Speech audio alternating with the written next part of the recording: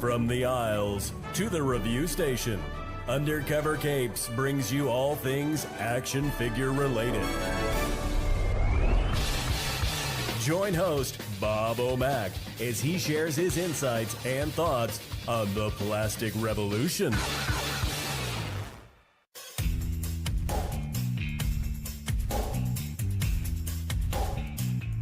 Welcome everyone to Into the Toyverse. It is Bob O'Mac.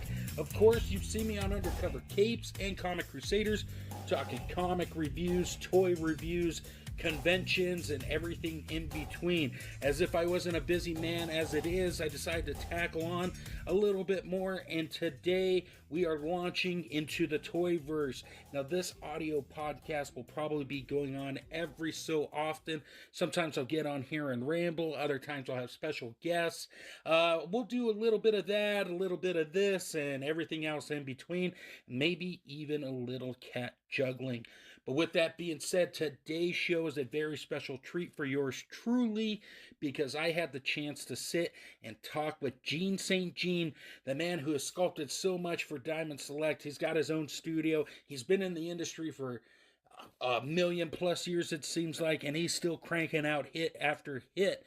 But we sat down today, me and him chatted and talked about the Creatureplica line, crazy people on the internet, and so much more. So without further ado, enjoy this interview, because it was a very special treat for yours truly. And I'll join you guys at the end of the interview, and we'll go from there. So what's been new with you? What's been going on in the world of Gene St. Jean? Well, mostly the year mostly is comprised of kind of working my way from show to show.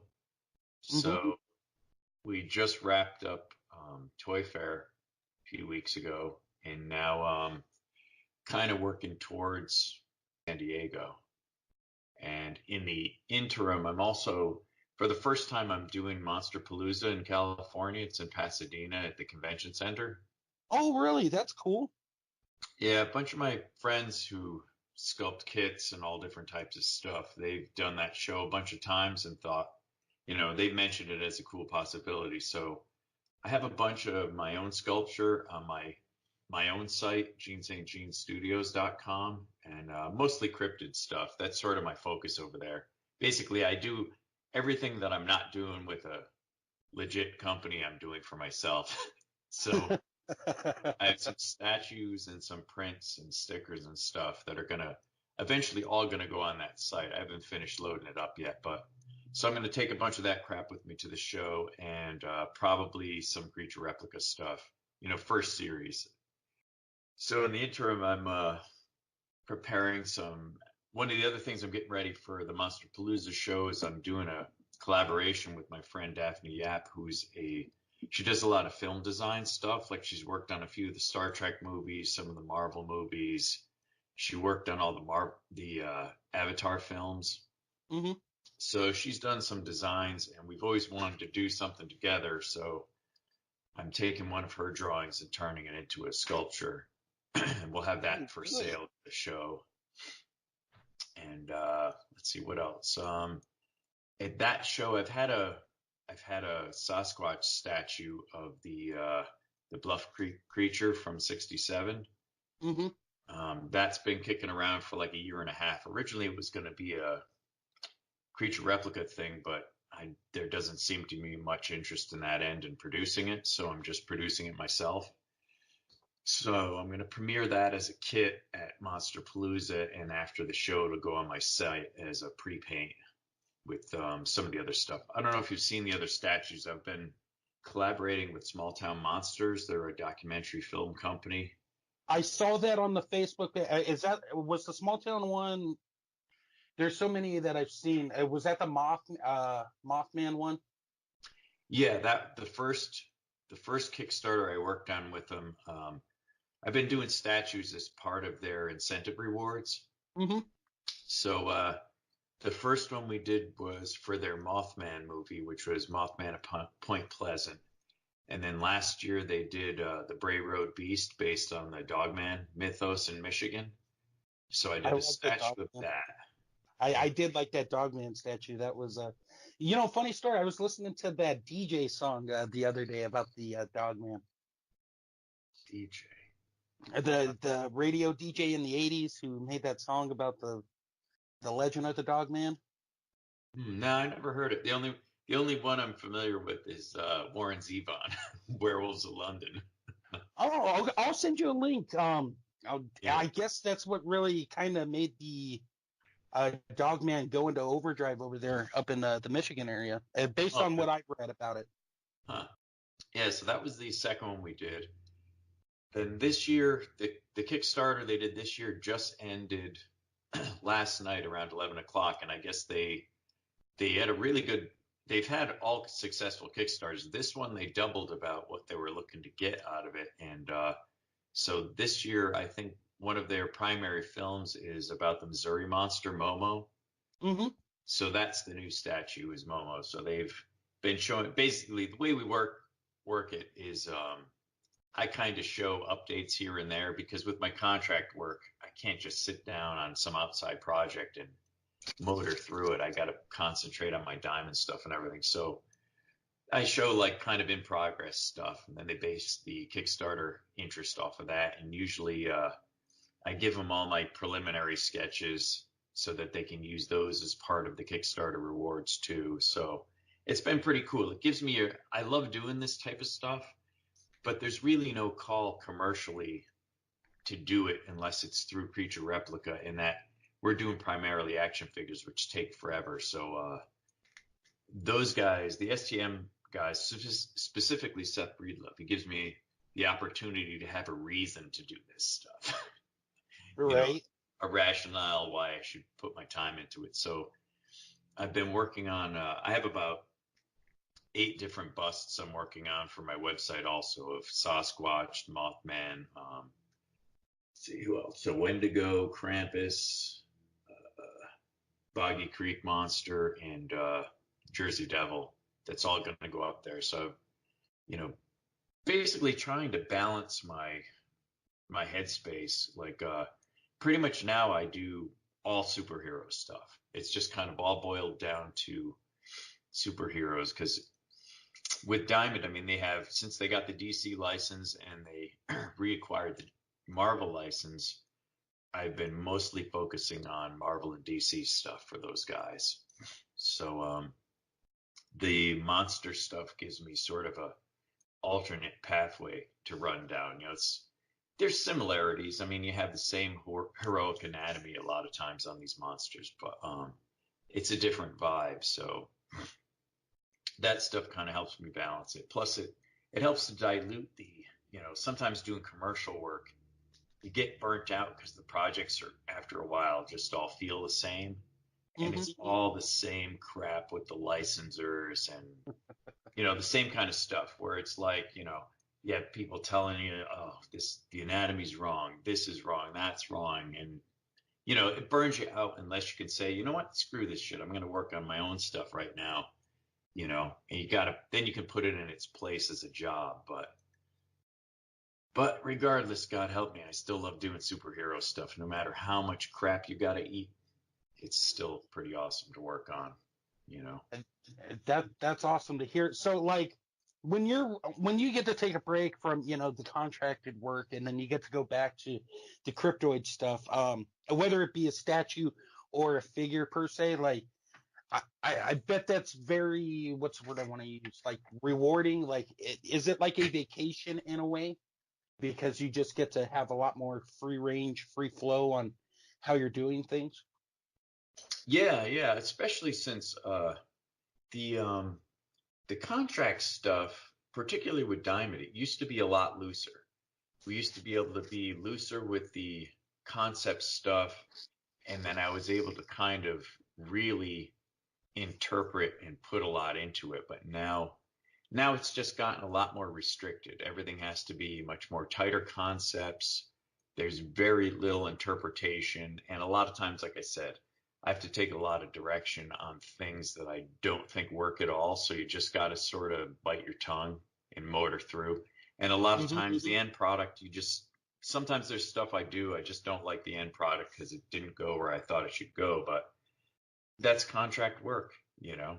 You're working for a paycheck. It's kind of a constant battle to avoid getting into the headspace where you start to dislike the work, you know, and just sit Right. there waiting for the paycheck, you know. So that it helps when you can get away from it, because it does get like that sometimes when you like put all this intense focus into a project and then you have a pencil pusher telling you that, you know, everything's wrong, you know. So that's why you can kind of throw that stuff aside, do something else. Otherwise, you just go nuts. But the monster stuff's refreshing because I pull all of it out of my head, and even the creature replica stuff, I design and concept all of that stuff out. So, you know, I go through the folklore, which I'm all pretty well versed in anyway, and I read about a lot of new creatures that I don't know much about.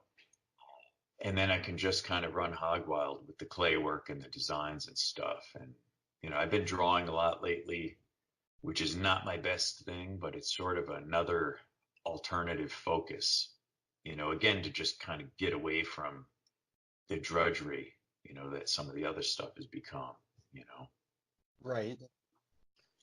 So in the meantime, with all this other stuff, I'm still picking away at a few lines of figures that are the follow-up lines for our creature replica stuff also. So the first series came out and it did okay, but nobody's I making a living off it yet, you know? right. So, Like I remember when that line was announced. Like, here's the funny backstory on this. uh I'd been a collector for years, off and on, throughout my life. But I really got back into it in '08 through a guy in college. Um, so when the creature replica line was announced and they went up for sale, I was all over that. Like, with the creature replica figures themselves, I decided to venture into toy photography with them. hmm Like, that was one of the big reasons of the purchase. I was like, I can take these guys outside. I don't have to spend money on dios and all that stuff. uh And I was like, I could have some fun with these. And the only figure I told you this in our email, like the only figure I didn't pick up was the Horror Hound convention exclusive, but hmm all the rest I have bought directly from the website. Oh, cool. Appreciate that. No, they're a blast. I mean, I love them, and I know when you showed me the picture of the polar bear when it relates to the Himalayan Yeti, it all kind of made sense then. Because I know I rewatched that review after I sent it, and I felt bad. I was like, wow, if I'd done a little more research on white bird animals in Arctic environments, it would have made a lot more sense.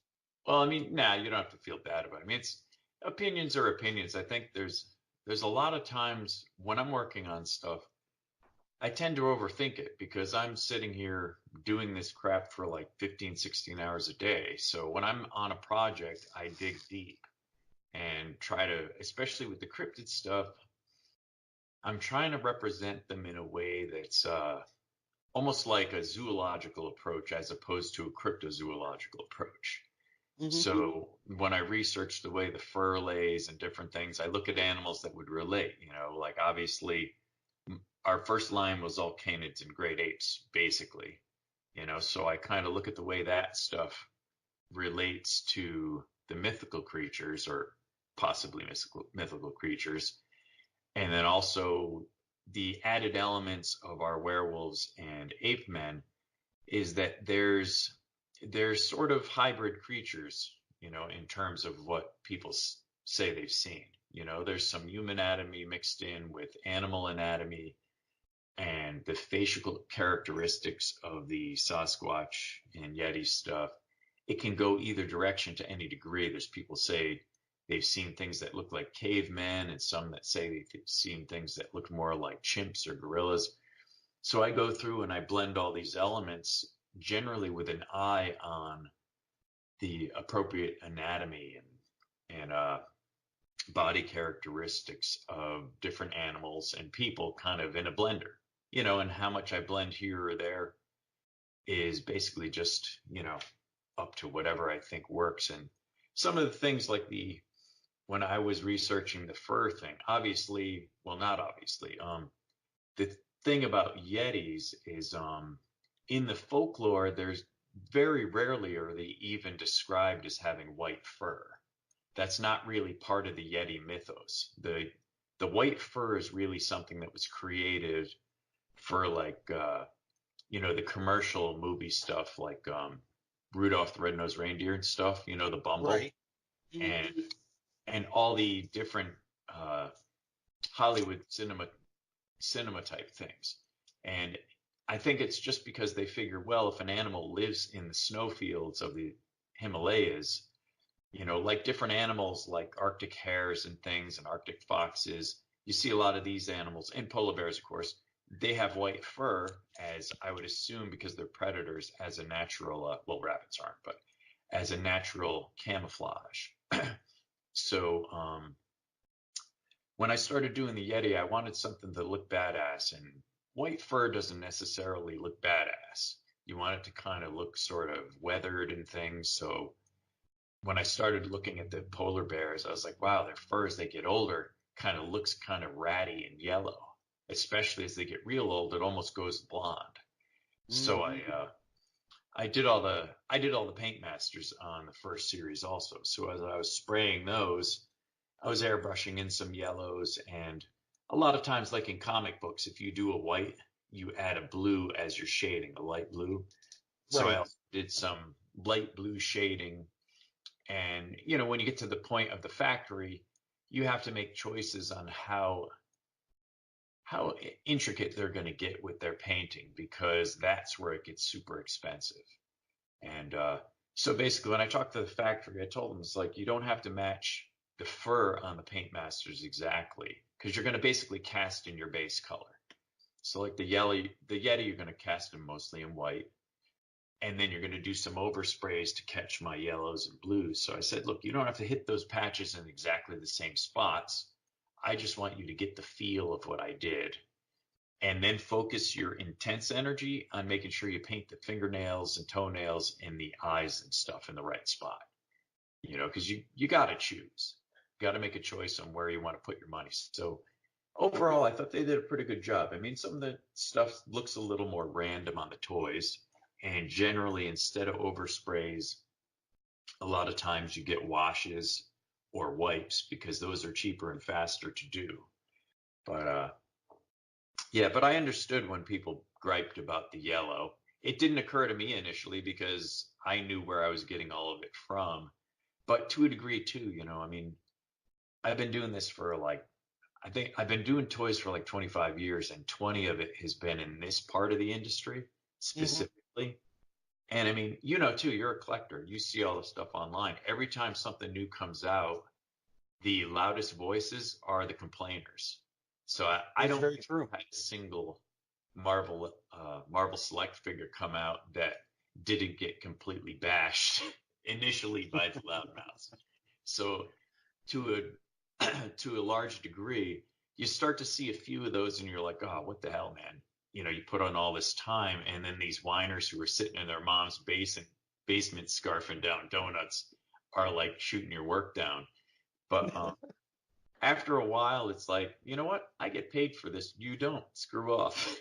So, you Well, can't say that, but right. No, no, I get what you're saying. but Like, because when the line came out, I'd ordered them, and then I contacted Anthony's Customs, and because nobody was really talking about these, and I wasn't doing any reviewing at the time.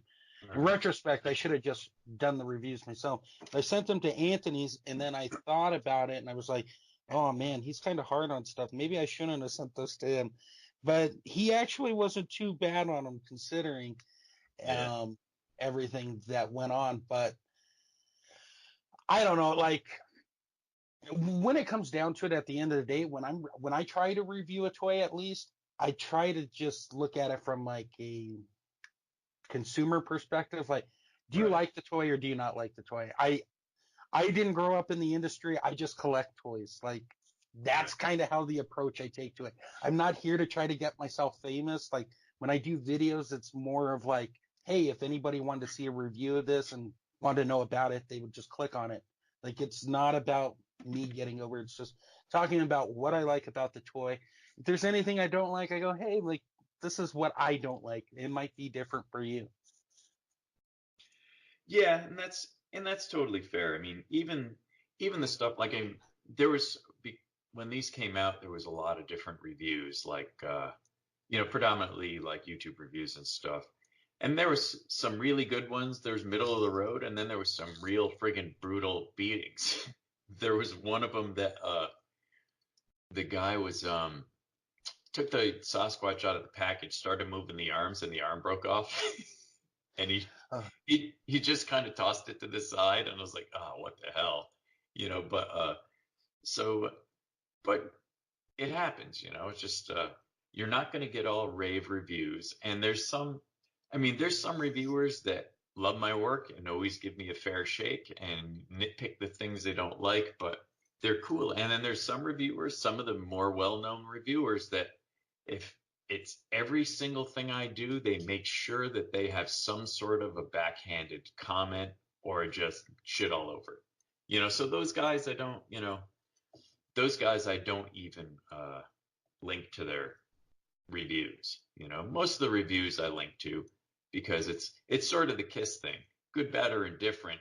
If someone's talking about your work, you're getting eyes on it because just because some, sad sack troll tears it up doesn't mean that another dozen people aren't going to like it, exactly. Like I think that's the key there. Like there's no bad thing in publicity pretty much unless you get into those weird gray areas like that, like like the dark stuff.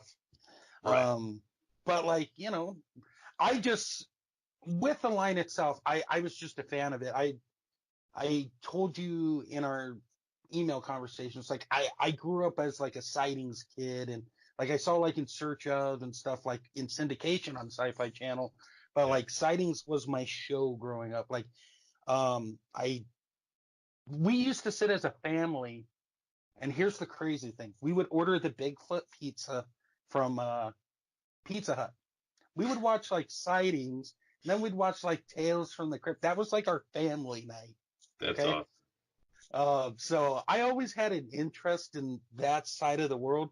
And I would probably say the thing that really triggered it, and this is going to be weird, but was like the real Ghostbusters as a kid. It opened up that whole paranormal like side of the world for me. Uh-huh. And then it was something I continued to run with throughout my life. Like I remember one time at the library, they had this guy when I was like 11 talking about cattle mutilations. And I think he was on sightings at one point. They'd interviewed him. So I went in and I was like the only kid in that like little panel. There was like all these older men in there. I'm like, Yeah, it's wild. Yeah, I think I'm probably definitely a few years older than you, but I grew up on In Search Of, but I watched it when it was originally came on TV in the 70s. mm-hmm. And that was the introduction for me to a lot of this stuff. And the story I always like to tell, one weird little anecdote is when I first learned about Bigfoot and Nessie and stuff, I went to a Catholic school and we had a little kind of like reading nook of the Patterson Gimlin creature was on the cover of that magazine. So I started reading all that stuff and I swiped them actually. and and that kind of sucked me into it. From there, I was reading magazines like Omni and Argosy and stuff like that that covered all these strange things. And I had books on UFOs, and I was always very into it. And and it wasn't until like much later I kind of got back into all this stuff, like maybe 5-6 years ago, whenever it was I first got internet. Maybe I think I was still at McFarlane when we finally got internet, and it was like around 2000 or something like that. Oh, wow. And then I fell down the rabbit hole, you know, going on message boards like it was like Above Top Secret and stuff like that, and the Bigfoot message board or whatever that board is called, and you start getting sucked into all this stuff and reading about, the actual information allegedly gleaned from footprints like dermal ridges and things like that, and comparisons of what are known hoax tracks and tracks that don't necessarily have proper explanation. And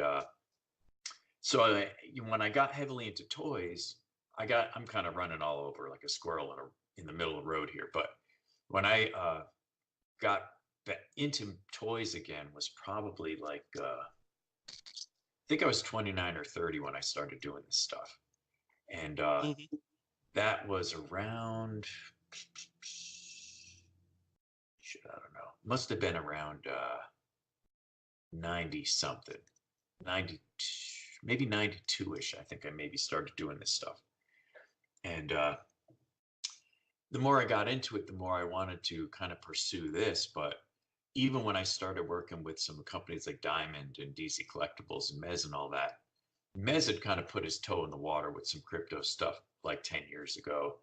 And he dropped it after the first series because they just didn't catch on.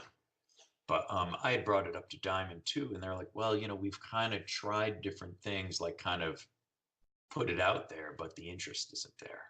And so when this came up, this was actually through a friend of mine who had been working with Jeff Byers, who's one of my partners on the Creatureplica thing. And my friend he was going to be doing dinosaurs or something like that, and wanted to know if I'd be interested in doing Sasquatch. And I was like, yeah, absolutely. Have the dude call me. I've been looking to do it forever. Yeah, so, like, I'm there. What's that? You're like, I'm there. You said the magic word. I'm there. Exactly. So when he started describing what he wanted to do, I was like, absolutely. So I started working on the first line, and the other guy who was sort of involved, he sort of faded away, and I kind of started doing everything. And it's been super cool. We're still trying to find the audience for it. I mean, even though this stuff is really big on TV, when you get stuff like Finding Bigfoot and all the different shows on Animal Planet and History Channel and all this stuff, we just haven't quite found that toy base, and our focus has been a little bit misplaced because I think we spent too much time focusing on pursuing the cryptozoology community, which are into the subject, but not necessarily into toys. And on the flip side, the toy community seems to kind of be into it, but there's not as much articulation as they'd want. I mean, they want more of a toy than what my initial concept was, is that we do something that looks aesthetically good, but don't compromise the aesthetics to make it into a Marvel Legends. So some of those decisions bit us in the ass on either end, so, and there was aspects to the kind of the different parts of the articulation that didn't work that the factory did. And then we also had some issues with quality control at the factory. So I'm hoping with the next couple series, we're going to work out some of those bugs. I'm going to redo some of the tooling for the original figures that are going to be base figures for some new stuff. And then all the new stuff is going to be different in terms of articulation. I think I got to skew it more in the direction of articulation and step back on the aesthetic a little bit, so that the function takes a little bit of precedence over form. Although I don't want to sacrifice that, because really there's almost no one that's doing original product anymore.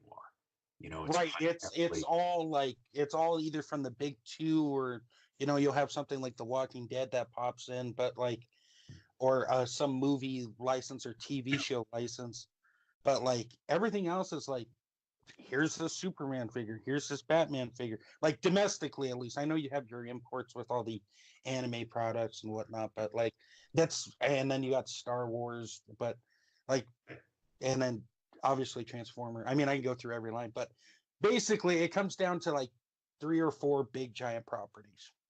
Yeah, really it does. I mean, and in the beginning, when the first line came out, I mean, obviously I've done this for a long time, so I have a pretty realistic perspective on how to manage my expectations. But you always think it's like, well, this is going to be different because these figures are actually going to be good, you know? And because otherwise, I mean, what can you look at as a Sasquatch figure that's come out that looked good? There's like nothing. There's that No, one, there's like that crappy thing you see at the museums. right? That thing's The Archie horrible. McPhee figure. Yeah, it's straight up garbage. But and even the one that Mez did was kind of cool and cartoony, but it's not good. You know, it's a bad design, and they were tiny figures too. So, Hmm. but you know, the difference for making a Sasquatch figure for the action figure community is they kind of don't, they're not necessarily into the folklore. So for me, like I read more of the Native American stuff where these creatures sort of like they're somewhere between kind of another tribe, and sometimes there was ones that were like kind of more rogue or more dangerous that would actually steal children and stuff like that. But the stories I liked where these were more kind of like placid agrarian type creatures. So that's what I went with when I think what people wanted more was like a fanged Sasquatch who'd be ripping people's heads off. so so my concept on some of it, as pertains to toy stuff, was different than I think people's expectations. And then, like I said, you know, articulation, things like that. But you know, so you kind of learn as you go, and like any toy company, they have to make decisions based on their demographic, what they respond to, and the trick for us has been finding out what that demographic is, because we really wanted to focus on especially targeting people into cryptozoology so they would get all the kind of in references, you know, like the Yeti on his base, the footprint on the base is actually, I kind of reverse engineered it from that famous Shipton print that was like one of the first prints supposedly of a Yeti, where you can, if you look up Shipton footprint on Google, you'll see a picture of what I sculpted into that base, and there's an ice axe next to it for scale. And I made it, and I also sculpted the creature's feet so that he has feet that would have made a print like that. It's kind of a gorilla type foot, you know, with the Right. I saw that on the base, and I was like, that's a very cool little feature. Like, it's a nice little Easter egg, if you will. right, yeah, and but you know, what's the what are the percentage of people in the toy community that are going to get it? It'd be really small. Yeah, Whereas, unless you follow this stuff, even in a passing degree, you right, wouldn't know what that was. You just thought, oh, look, they made a nice little track for the foot to represent, like, you know, like the Yeti walking through the snow. right, right, and like things like the this for the Sasquatch we did, the most famous Sasquatch in the history of kind of this pursuit research, whatever you want to call it, is the creature from the Patterson Gimlin film, which is a female creature. I mean, it has tits, you know. So the people in that community were like, well, you got to do an action figure of Pat. They call her Patty because Patterson Gimlin, you know, that's the nickname. Hmm. So like, you got to do a Patty Sasquatch for your action figure. And because I grew up, well, not grew up, but I've been doing toys for so long. I know immediately it's like, we do a Sasquatch with tits, nobody's gonna friggin' buy it, you know. Handful of people from the crypto community will be into it because we nodded towards that film, but you're just not going to get, you know, your average action figure guy is going to be like, what the hell is this? You know, even people, guys I grew up with who were kind of into this crap, when I did a statue based on that stuff, they were like, oh, it's pretty cool, but why does she have boobs? And it's bizarre, you know. And it's like, well, did you ever watch the film? You know, you gotta, so you're we're kind of constantly in this weird no man's land trying to make a decision about what decision makes more sense. You know, essentially, like all toys, what decision makes more financial sense? What's going to sell more figures? I mean, that's really what it comes down to, and that's one of the things the average collector doesn't understand, I don't think, or at least doesn't really acknowledge is that the companies make decisions on how they're going to make money. You know, the reason you see a million Spider-Man figures is because every time you make Spider-Man, he sells. Right, like he's like a like if you I think Marvel Legends had that problem a few years ago, and when they start doing the movie figures, like they always were like, regardless of a wave you'll always either get like a Captain America in a wave or a Spider-Man or an Iron Man or one of these core characters because that's what sells off the pigs first. Yeah, Then it's it kind of economics. just goes down. Yeah. It's economics because your overhead on an action figure is immense. I mean, I can't speak to what company that the larger companies actually pay, but for us, our figures per figure was like 50, 60 grand a piece to produce. So when you got to eat that much, and that's without even figuring in my cost, my sculpting, prototyping, any of that stuff. So you could easily be up around the 75 grand mark to produce a figure. So you can't do just some oddball character that you only sell a few hundred pieces or you're going to get hosed, and that's what people don't realize. Like when they're screaming for all these obscure characters and why don't the lines go deeper? Or you look at the lines that have gone deep, like DC Universe Classics that Mattel did, and even and of course Marvel Legends, they go pretty friggin' deep sometimes into those universes, and I'm sure they got to eat it a lot of times on some of the more oddball characters. But what they do is that's why they use the stock body, so you could save like 15, 17 grand if your body's already done and just hit that same mold and slap a new head on and a new paint job. But then you still got to eat the unit cost on all of those. So you're still going to be paying a lot of money to produce that particular variant. So, I mean, the economics of it got to come into play. So you have to figure out when you're already working in a weird niche like we are, like cryptozoology is kind of a niche within a niche.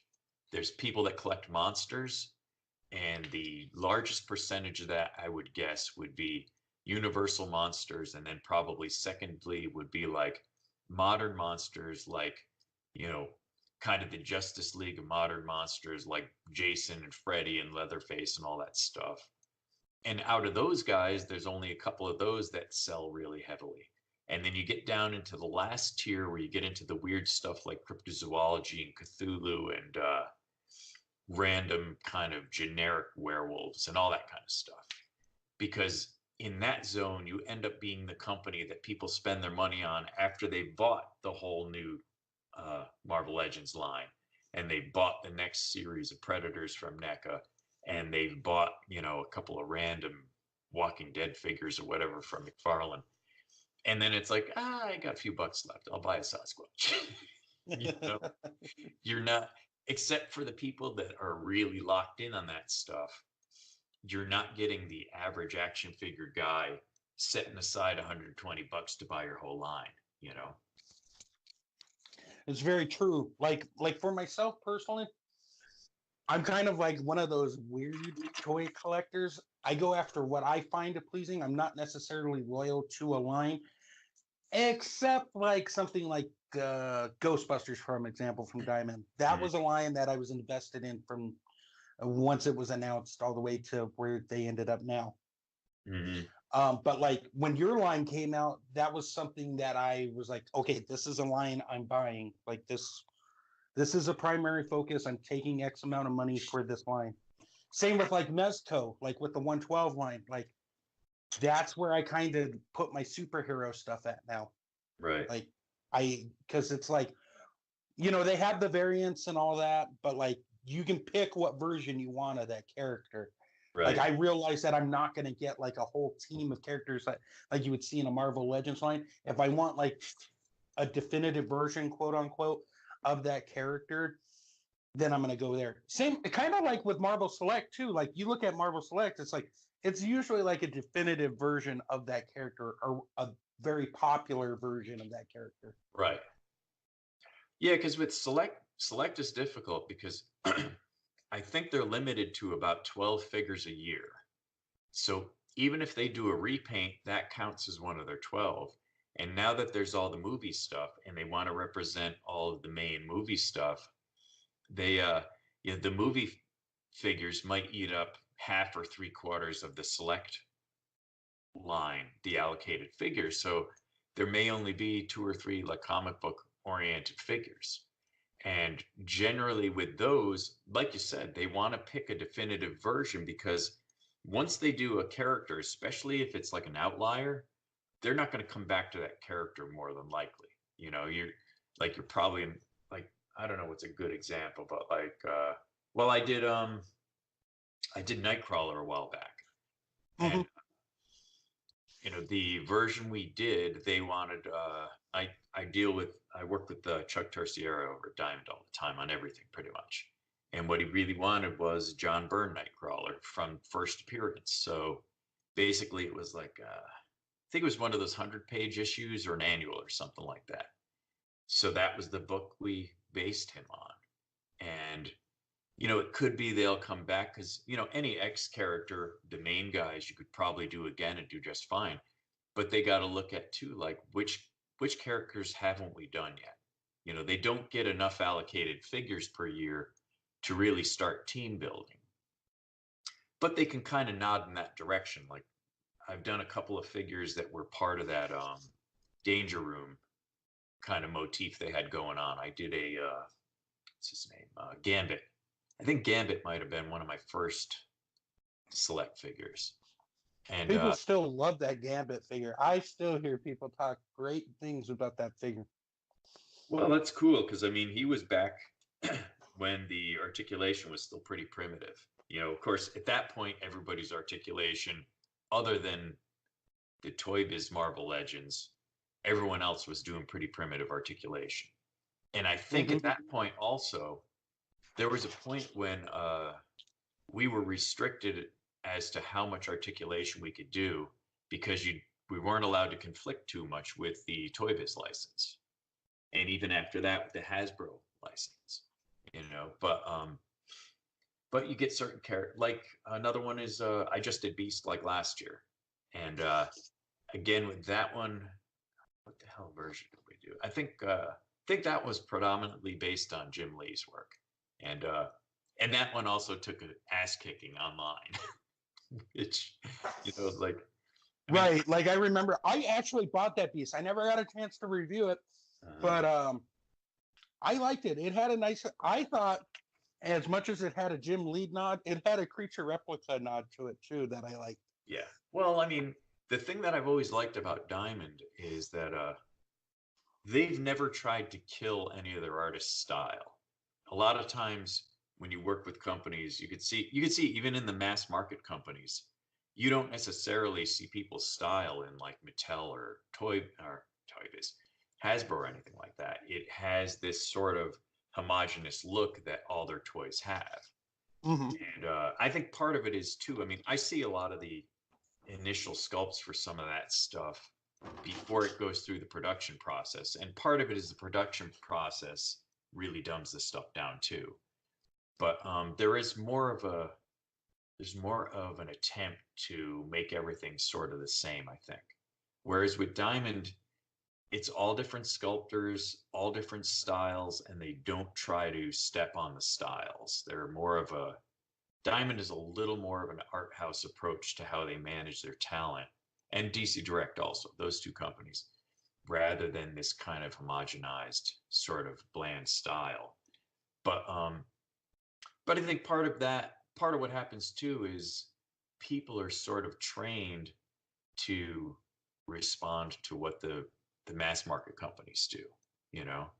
It's like at times I'm just flabbergasted at how some of like the mass market stuff is reviewed. I see some stuff by the major toy reviewers that is like the same figure every freaking year, that is like, oh, the best figure of the year, and it's like, that figure is like from 3 years ago. They just repainted it, or they slapped a new head on it. And it's like, it's treated as if, they're recreating the Pietà or something. But again, it's just the way it is, it's commercial work, and people are, a good way to look at it is, I mean, people are responding to all the retro stuff. I mean, because it's retro. I mean, I don't necessarily get it because it's like, okay, this work was like from 20 years ago, this style. And since that time, you've had McFarlane completely revolutionize the industry so that now they created a climate where companies like NECA and Soda Toys a while back and the newer diamond style and everything, so that all that stuff can exist. And now you have stuff where it's ultra simplistic, and you go back, why would you go back to that? But, on the flip side is all this stuff seems to be selling. So it's good overall for the industry, and You know what I think it is? It's not as intimidating as some of that other stuff. It's nostalgia and simplicity. yeah, and it's cheaper too, I think, for the most part, Like, I'll be honest with you, like, Mezco showed off their 5-point line. The thing I was most excited for over there at their booth was the Scooby-Doo line, because there's no Scooby-Doo figures. Like, we've had them in bits and pieces through the years, Right. Yeah. but I was like, well, it looks like this is the only way I'm going to get cool Scooby-Doo figures. Like, Yeah. Yeah, that's another license that would be really cool to do and really dig in, but you don't know how the audience is gonna respond, just in terms of numbers. I mean, obviously there's gonna be people like you that really appreciate it, but are you gonna get enough of them on board to really tool an expensive figure? I mean, look at the import stuff like Mafex and things like that, and they're doing all these super articulated high-end figures in like 6-inch scale or so, but they're like 50-60 bucks.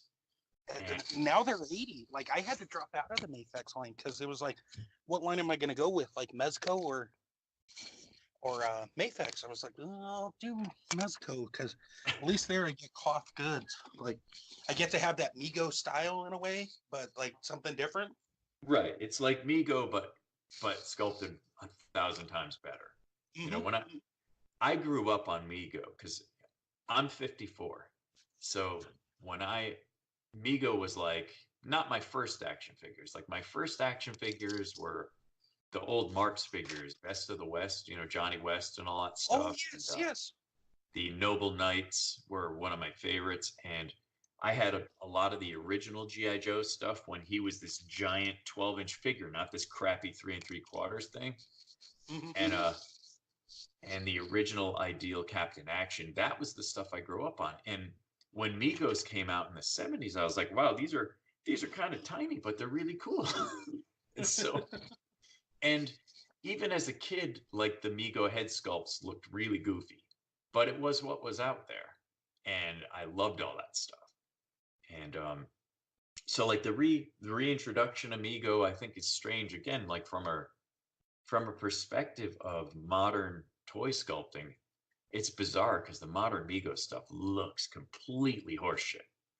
But if there's people that are into retro stuff and it's a nostalgia thing, I can totally understand it because I grew up with all that stuff, Migos and Aurora model kits, everything from that era. That's what I played with as a kid and built. But it just strikes me as strange, like to be like, yeah, I grew up with that stuff, and as much as I love it, even I feel like, why would you go back to that? You could have this. But the spread as far as the cost of figures all within the size range is bizarre. I mean, part of it is, obviously a Mafex figure is way more complicated than a Marvel Legends and approached a lot different. But I think they also have to stay in different price categories because of the competition as far as the specific like licensing and stuff. Yeah, exactly. The category that they're in. They have to put them either in a different scale category or a different product category, like instead of a figure, a bank, or whatever, but also in terms of pricing. And if stuff is available domestically or internationally, there's all sorts of things that I know a lot of the buzzwords. I don't necessarily understand all the ins and outs of it because I don't deal with it firsthand. But So all those things come into play. But for me personally, I'm a big action figure collector, and I'm probably closer to what you do as far as I just pick up stuff that I really think is cool. And it may be like a bunch of Marvel figures that I don't even know who they are, but I just like the way they look. Or, the odd NECA figure or Mattel figures. I'm a DC guy, so I have majority of the DC UC stuff. But that was a great line. I really love that line. That was that initial line, how they went through it. There were so many cool things that you got in that line that you never thought you would see. Yeah, there was great and great nods to different eras of certain characters. Like you have two different versions of Dr. Fate, and you have like an all-star version of Hawkman and a more modern version of Hawkman, and then that appalling new 52 Hawkman with that crappy armor. Yeah, but you got good things like the superpowers nods in there too. Yeah, exactly. And even like with the Aquaman, they even did that bizarre blue and white ocean camo suit. And if you collect one of those oddball characters, you're like, geez, I got like 3 Aquamans in this line. When does anyone do that? But once they switched over to multiverse, first with the small figures, and now when they've gotten into 6-inch figures again, just the quality of the production. I mean, it's got to be the same sculpting quality, and probably the same guys doing it. But it's just the production quality is like 25% worse, and the new way they're doing the articulation is kind of crappy. But yeah, it is weird, but like, it's kind of funny because they decided to update articulation for those who were complaining all the time. Right. And then when they finally get to the point where they're trying to figure out everything, it's like, well, now you don't have the license anymore. Like, this is going to be the last year for it. And now McFarlane's going to try to do what he does with it. Yeah, that'll be interesting because the studio that I worked for, which was here in New Jersey, the studio that did McFarlane's Toys since the very beginning, they're going to be gone in a couple months because Todd basically shithoused those guys. And he's partnered up with a whole different studio somewhere, I think a guy in Canada or something. And there was something posted about it a while back. It was floating around on Facebook and stuff.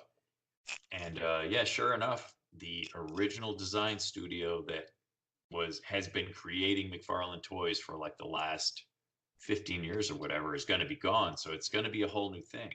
So my guess is that this new guy that's running all that stuff is just going to be using the same guys that do everything else in the industry, because Todd had moved to digital like maybe, I don't know, 8 years ago or something like that. He basically canned the majority of his traditional sculptors and switched over to digital. And that's when you saw that real kind of rough patch of road when they were doing the initial Walking Dead figures and stuff. Because they kind of went from cutting edge to like one of the worst companies in the industry. Like turned this corner, and the problem they had too, I think, is they were still trying to compete with NECA but couldn't afford any of the cool licenses. So it'll be interesting to see what they do with DC, because they committed to this massive license that's going to really come under scrutiny, and they don't really have that same aesthetic, because I mean, obviously a lot of it was Todd's supervision, but a lot of it was they had guys that could put that vision into clay and make it happen, so it'll be interesting to see what the transition's like. My guess is that they'll just get a lot of the same guys that do everything now, and a lot of the stuff will have a similar feel to everything else that's going on, but who knows? I mean, well, when we were at Toy Fair this year, they didn't let us take any pictures of like the Harry Potter figures, but those actually came out quite nice, and I thought those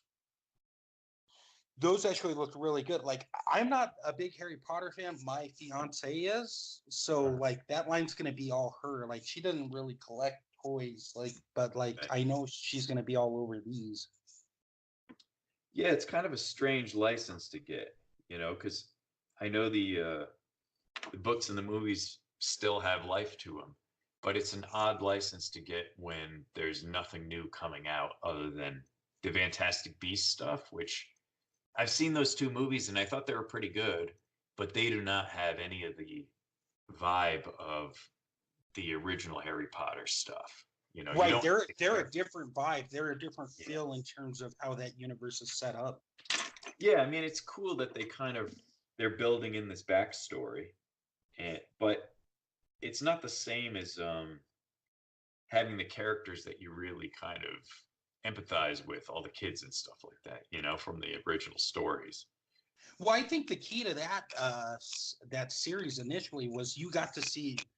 It's sort of like on TV shows, like that have like 8, 9, 10 seasons. You grow up with the characters as they grow up, and Yeah. with Harry Potter, you got to see, you know, this is where Harry started and this is where Harry ended. Like you got to see a majority of his young life. Yeah, and you sympathized with him. He was Mhm. he's a cool character, and you kind of went along with him with all the problems he had and stuff like that. And you know, maybe even people who maybe your life wasn't as crappy as his starting out, but everybody's had those issues with school and stuff like that at one point or other. So you can kind of relate to certain things, but with this overlying kind of fantasy aspect kind of on it. But yeah, I mean, you could see in the toy industry, I mean, everyone kind of does the same thing. Everyone, you know, like we're talking about, like the Spider-Man figure example. I mean, all these companies produce Spider-Man figures and they all sell, you know, and people complain why there isn't more diversity, but the They're companies, all buying the commercial stuff.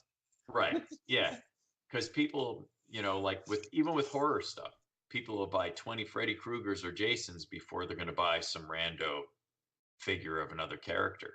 You know, I used to see a lot of it when I was at McFarlane and we were doing Movie Maniacs. People would post all these ideas for each new successive Movie Maniacs line, and they'd ask for all these oddball characters like Maniac Cop and stuff, and or even some stuff we did like RoboCop and Candyman and things. And sometimes when you got into these oddball things, you barely sold any of them. And you kind of learn it's like, okay, it's nice to get feedback from your fan base, but you can't base your series on the fan base because Right, because for like every 20 people that are going to say, "Oh, I'd buy that to pick up." yeah. Yeah, it's, you know, you can't really go by what they say because you're not getting an accurate cross section of your demographic, you know. But so you just have to you try to throw in some oddballs to give you some variety, but then you got to stick with the ones that you know you're going to sell. Because the other thing is too is when, you know, obviously Toys R Us is dead, but when Toys R Us would look at stuff, they'd look at the lineup of figures and they'd decide based on that. It's like they would know which characters were going to sell. Like even when with Diamond, when we were coming to the last couple lines of Universal Monsters, like I did almost all of that stuff except one of the guys that I worked with at McFarlane, Rudy Garcia, did the very first Universal Monsters for that line. He did Frankenstein, Creature, Mummy. What the fuck was the there was one other one I can't remember. Was it the Wolfman, or did you do that one? No, he did 3 or 4 of them, and then I did Wolfman and the Bride. Was it the Creature from the Black Lagoon? Yeah, he did Creature also. He Mm. did Frankenstein, Creature, and the Mummy. Maybe it was just the first 3. I thought there was 4, but maybe it was the first 3. Because then Chuck brought me in to do the Bride and Wolfman, and these were very limited articulation. You know, like I think they started them out with the idea of keeping them somewhat in scale with the sideshow stuff. And the sideshow ones were pretty good. They were almost 8 inches. They were pretty good, but the articulation sucked, and the sculpting was okay. You know, they were kind of bricks that didn't move much. So the Diamond, we kind of did them more like they were kind of half action figure, half Aurora model kit. And then I think after that, I pretty much did everything except for the Invisible Man. I think I think Gabriel Marquez might have done him. I think he did the Invisible Man and Dracula. And again, they had to do like a generic Dracula, because the Lugosi estate is kind of a pain to deal with, I guess. So they just went with the generic Dracula. After that point, I did everything though. And when we got towards the end, for the most part, not Universal, Toys R Us would look at the line and say, okay, they would buy it. They wouldn't even necessarily need to know who exactly was in it. But by the end, we started going back to the original figures and doing more articulated versions. So I did a new Wolfman, I did a new Mummy, and I did a new Creature super articulated to replace the first ones in the series that were a little more static. And also, I think I have the updated articulation versions of all three of those. Oh, cool. Yeah, and it was cool by me. I mean, I was bummed I missed out on sculpting some of those initially. And then we even we revisited Frankenstein, but did Son of Frankenstein so that we could do something somewhat different. But by the end, it's a good example. We went back, redid some characters because we knew that we were going to be able to sell those to Toys R Us and to the populace in general, because I would get messages constantly about, oh, you got to do this character, you got to do this character. Oddball stuff from the Universal catalog that I knew, of course, because I grew up with those films, but I guarantee you couldn't sell more than a couple dozen.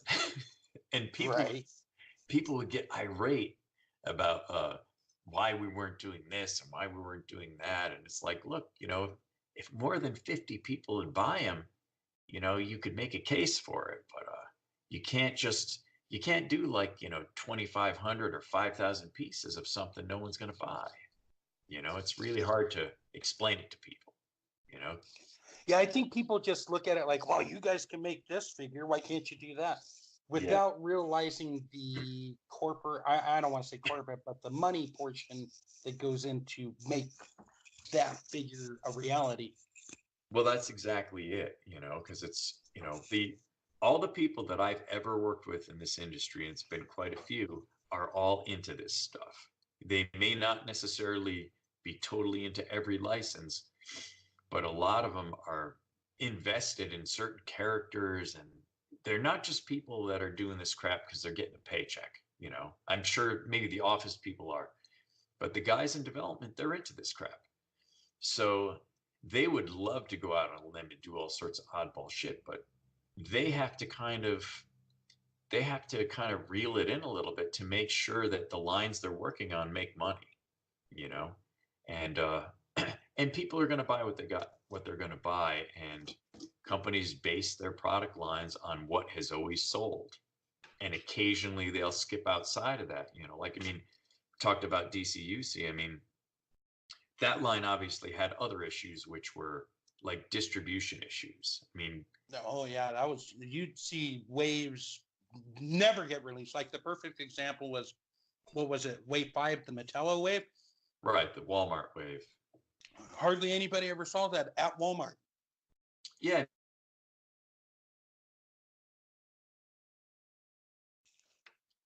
Yeah, obviously they had distribution problems with that line that made it kind of difficult to collect. But I mean, who knows what's behind that?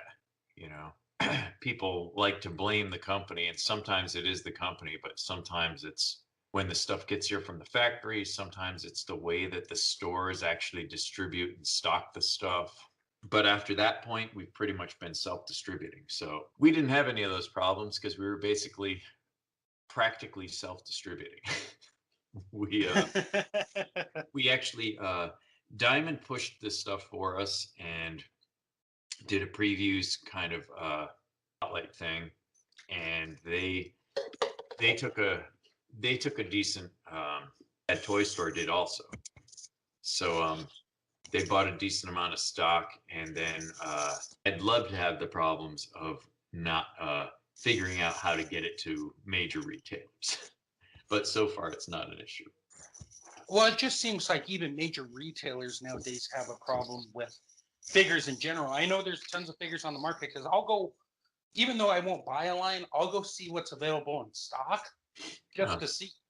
Like I like to look aisles at toy store or like at Walmart and Target and places like that where, okay, what do you got on the shelf? Yeah. And Yeah, most of my trips to Toys R Us were just kind of to like look at the shelves and see, see what was out that I didn't know about, you know, because it's easy to follow what, Mattel's doing, what Hasbro's doing, all that stuff is prominent in your feed, even on Facebook. But you might run across some really oddball stuff that's super cool that you never even heard of. And forget about like Japanese stuff. right. Got to hunt all over the place to see what's coming out of there. Because even though you'll find some of that in like the toy groups on what you call it on Facebook and whatever. And shout out to my pals at Action Figure Junkies. But you still don't see all of the super cool oddball Jap stuff that comes out. Like there was stuff I came across like, there's the old Devilman stuff, and what's the other one? There's a super cool line called Garrow that was Okay. from like kind of a wild series, sort of a more intense version of Power Rangers in a way. Better effects, cooler costumes, and all that. The figures are awesome, but like again, like pretty expensive. But you're getting all sorts of wild stuff. Characters with wings and all sorts of like kind of biomechanical armor and things. But yeah, I used to like to just walk down those 3 or 4 action figure aisles at Toys R Us, because when you go to Walmart or Target, one of those places, supposedly they're picking up the baton on some of those lines, but you go through and it looks like, zombie apocalypse hit those aisles. They're not stocked properly. They Oh don't no, they're horrible. They're horrible. What's that? They're horrible over there. Like Yeah. you'll just see like all stuff in wrong places. You'll see stuff missing. You're like, well, I guess you're not carrying this stuff at the moment. Like even with the big two, like with Mattel and Hasbro, like like this stuff's all over the place. Yeah. Well, it's like the lines that I follow, like I kind of jump around as far as the superhero toys. Like when Black Panther was coming out, I wanted to find some of those figures. And the 2 Walmarts I hit, one was like around here, one was I think like up in Connecticut. We were on vacation, like up by Mystic, Connecticut. And a couple of Walmarts I went to, all you could find was kind of like the low end figures. Everything else was wiped out, and there was barely anything in the action figure aisle. And I checked a few times, whereas, at least with Toys R Us, I mean, you could wander through those aisles and you'd always come up with something, because there was even beat your way through a couple of old waves of Marvel Legends or something. Right. No, each aisle was dedicated pretty much to a specific brand, or at least half an aisle or one side of the aisle. Like you had variety. Like I remember right before Toys R Us closed, Mattel, everybody couldn't find like the Justice League Aquaman without a shirt, or one of those Aquaman, and like a Parademon. They had a ton in stock. I was like, yeah, what I started doing with a lot of that stuff, and even with DCUC, when that was out, when I got into that line, I started just pre-ordering everything. And that way you don't have to worry about hunting for it. Because it wasn't like in the 90s when I started collecting again, you could go all over the place. And sometimes on the weekend, when I didn't have to work on the weekends like I do now, we'd go skating around to a bunch of different stores and try to hunt down the figures we were missing. But now with the internet, man, I pre-order everything. I'm not going to try to wait until I find something at a store. And especially with the mass market lines now too, I give it a few months, because you give it a few months and those figures are going to be down to like $11. right, no, because they're going to sit there, because everybody who initially wanted them either found them directly that day or within a couple days, or they either paid secondary market prices, Right. or somebody else picked it up for them, or somebody was selling it in a group. So after you cut out those 4 options, and then they have a ton of overstock, you can find it on clearance because they need to move it and get something back out of it. And that's what ends up sucking me in a lot of times on some of the stuff that I don't even normally collect. Is I'll see a character that I think's kind of cool, but I passed on it because the figure wasn't like worth the $19. And it's like, wait a minute, Mara's only $11. So what I do is I buy a lot of supplies, like art supplies and stuff from Amazon, because that ends up being my go-to for almost everything. So it's like, I'm gonna throw a couple of toys in there just because I need something to cheer me up. So, like a lot of the 2-packs, the Marvel 2-packs, like the AIM 2-packs, the Hydra 2-pack. There's a cool Ant-Man and Stinger 2-pack that were like $40, and some almost $50, and they dropped down to like $30, you know. So I've kind of gone through, and some of the ones I was on the fence about because of the price, I picked up. Well, yeah, and it's great for those who want an army build too. If you just wait long enough, the stuff will pop up. Like, I mean, you're kind of gambling that something might disappear or like rocket in price, but 9 times out of 10, with a little patience, you could get most things way cheaper. you see, like I that rarely, to me, that rarely happens anymore. At least with like Hasbro Marvel Legends, and on occasion you'll get something, but like that Hobgoblin they did not too long ago, not the Build-A-Figure one, the regular one, I saw that sitting, and then now it's a crazy price. But I saw that thing sitting. Yeah, I see that with the Walgreens. What's funny is like where I live in New Jersey, I'm like probably 45 minutes from where the Toys R Us was near me. But Toys R Us was on the way to the comic store that I go to. I go to shout out for my pals at Zap Comics in Wayne. So I would always hit Toys R Us first and see if I could find the figures I was looking for there before I hit the comic store, because you know the comic store you're going to pay like $5 more for a mass market figure.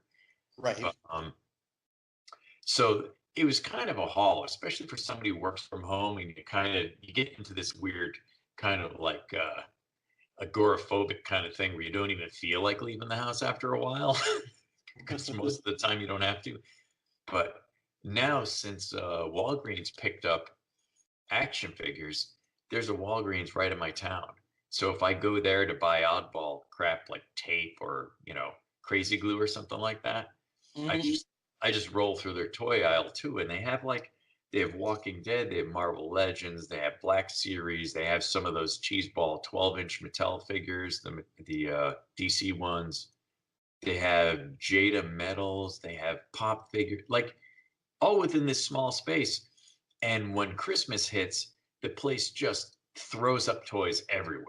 I know, it's crazy, isn't it? They have like they have that big center aisle, and they just like, bam, here's your toys. Yeah. So the Walgreens exclusives, which there ends up being a lot of them at this particular place, it's always easy to find them. I go there and there's like a whole shelf full of them. So if it's something I'm kind of interested in, the only thing is like usually like a week or two later, you can find the figure for like $5 cheaper on eBay, you know. Right. But it's like it's such an almost like a renewed experience going back and actually finding a figure in a store, you know, which I kind of liked doing that with Toys R Us. But once I got into the eBay and Amazon thing, and I would have to drive so far to go to a toy store, you know, I just get everything online. But now it's like, oh, I'm in a regular store and I could just pick up an action figure right now if I want to. So, and if I wanted to pick up some super glue, it's right there too. exactly. So I go out for materials and I come back with a couple of toys also. But you know, supposedly that's the way things have kind of started to shake down, is that a lot of these different stores have been trying to pick up the extra toys, creating new toy sections, stuff like that, because they don't have to compete with Toys R Us anymore as a retailer. Mm-hmm.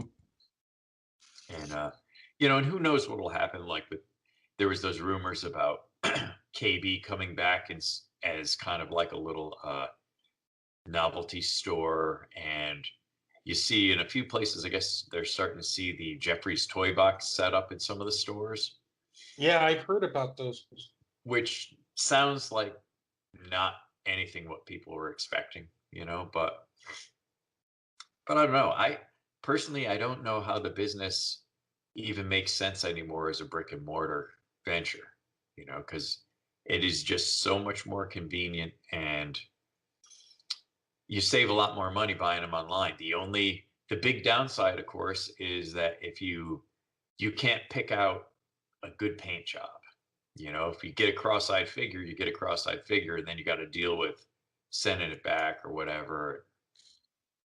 So that ends up being the biggest problem. But for the most part, I'm pretty okay with what ends up being sort of your median quality mass market figures. So I order them all online. If something is really a character I love and something sucks about it, I might touch up the paint a little bit. But generally speaking, I'm just buying them for the sculpt anyway if I like it. But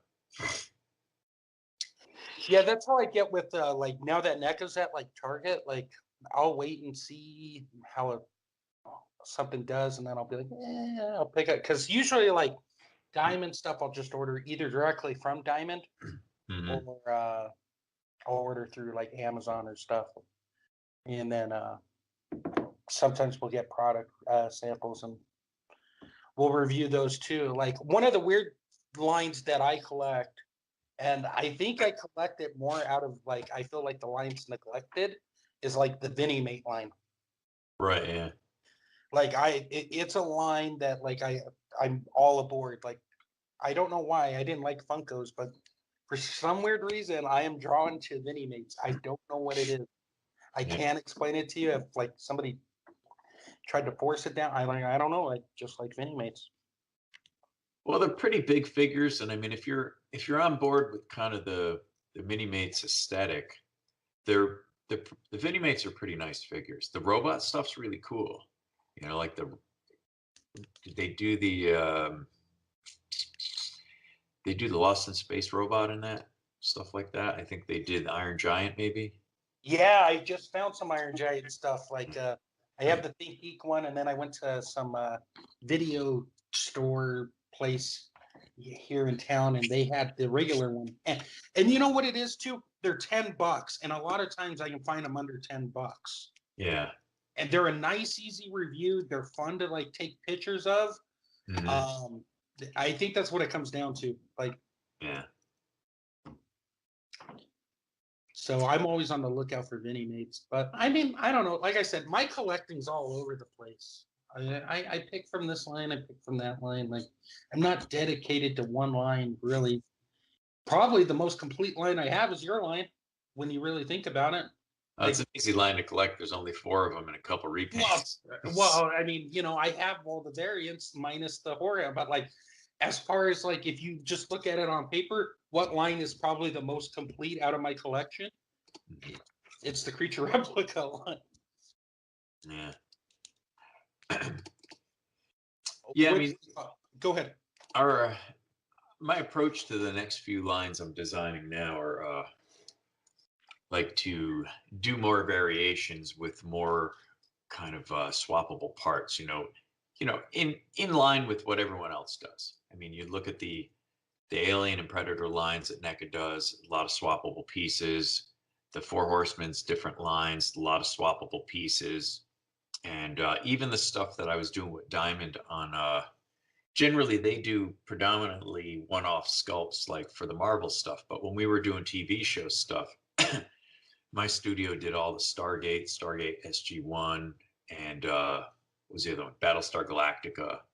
And all that stuff was built on that idea of having swappable pieces, again, so that you could basically tool like a figure with a turbo amount of parts and get a crap load of variations out of it with mixing and matching and different paint schemes. So it's a little tougher when you're doing like furry creatures, then a lot of them are going to look similar. But the alien line I'm working on right now, there's a lot of variations on kind of this alien gray body with different heads and forearms and armor and stuff.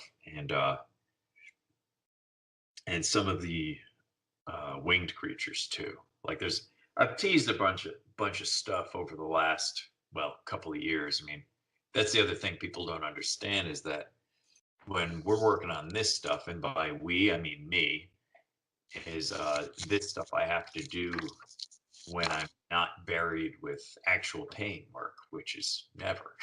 So, and when we decided to kind of up the ante on the amount of repaints, I got to design all that stuff. I got to make sure all the variations work with each other, as far as being interchangeable and everything, and come up with ones that are kind of interesting but stay within the whole mythos. And the alien thing's even tougher because it's not like not like werewolves and Sasquatch and Mothman and stuff like that. The alien stuff, if you go online, 99% of it is just variations on alien grays. Eyes are a little bigger, the head's a little rounder, chin's pointier, there's a mouth, no mouth, ears, no ears. All this kind of stuff that's minutia that is not going to create an interesting variant, Mm-hmm. So, I mean, I've been into this crap for a long time. So there's a lot of other things like reptilians and the aspects of the Bible that kind of cross over into ufology from 70s stuff like the Nephilim and Ezekiel's wheels, things like that. And it gets a little obscure, but it gives me so much more material to play with. Like I'm doing kind of a deluxe size figure, which in this line, the deluxe figure is about the size of like our werewolves. And he's kind of sharing a few pieces with our Wendigo. And this is a Nephilim from basically the names pulled out of biblical apocrypha.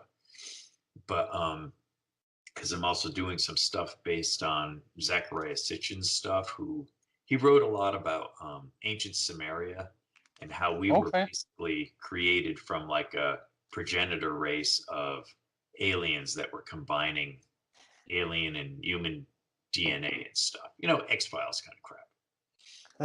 So there's tons of fodder to create a line like this.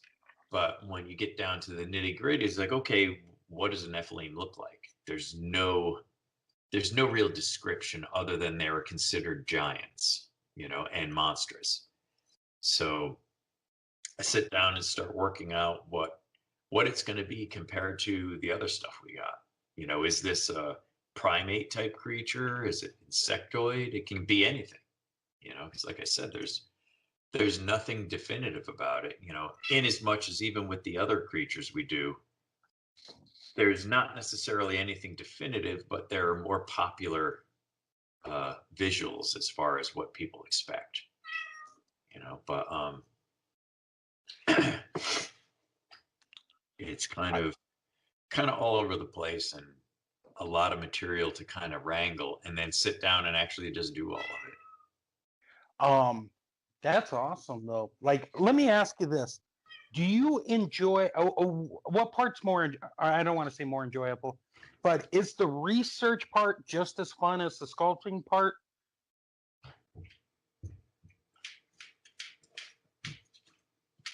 Well, yeah, kind of both. I mean, I like sitting down and digging in, but even with the regular Marvel and DC stuff, there's a lot of research involved because even if I get concept artwork on things, on more traditional stuff, I still have to go back and figure out, okay, where did they get that utility belt from?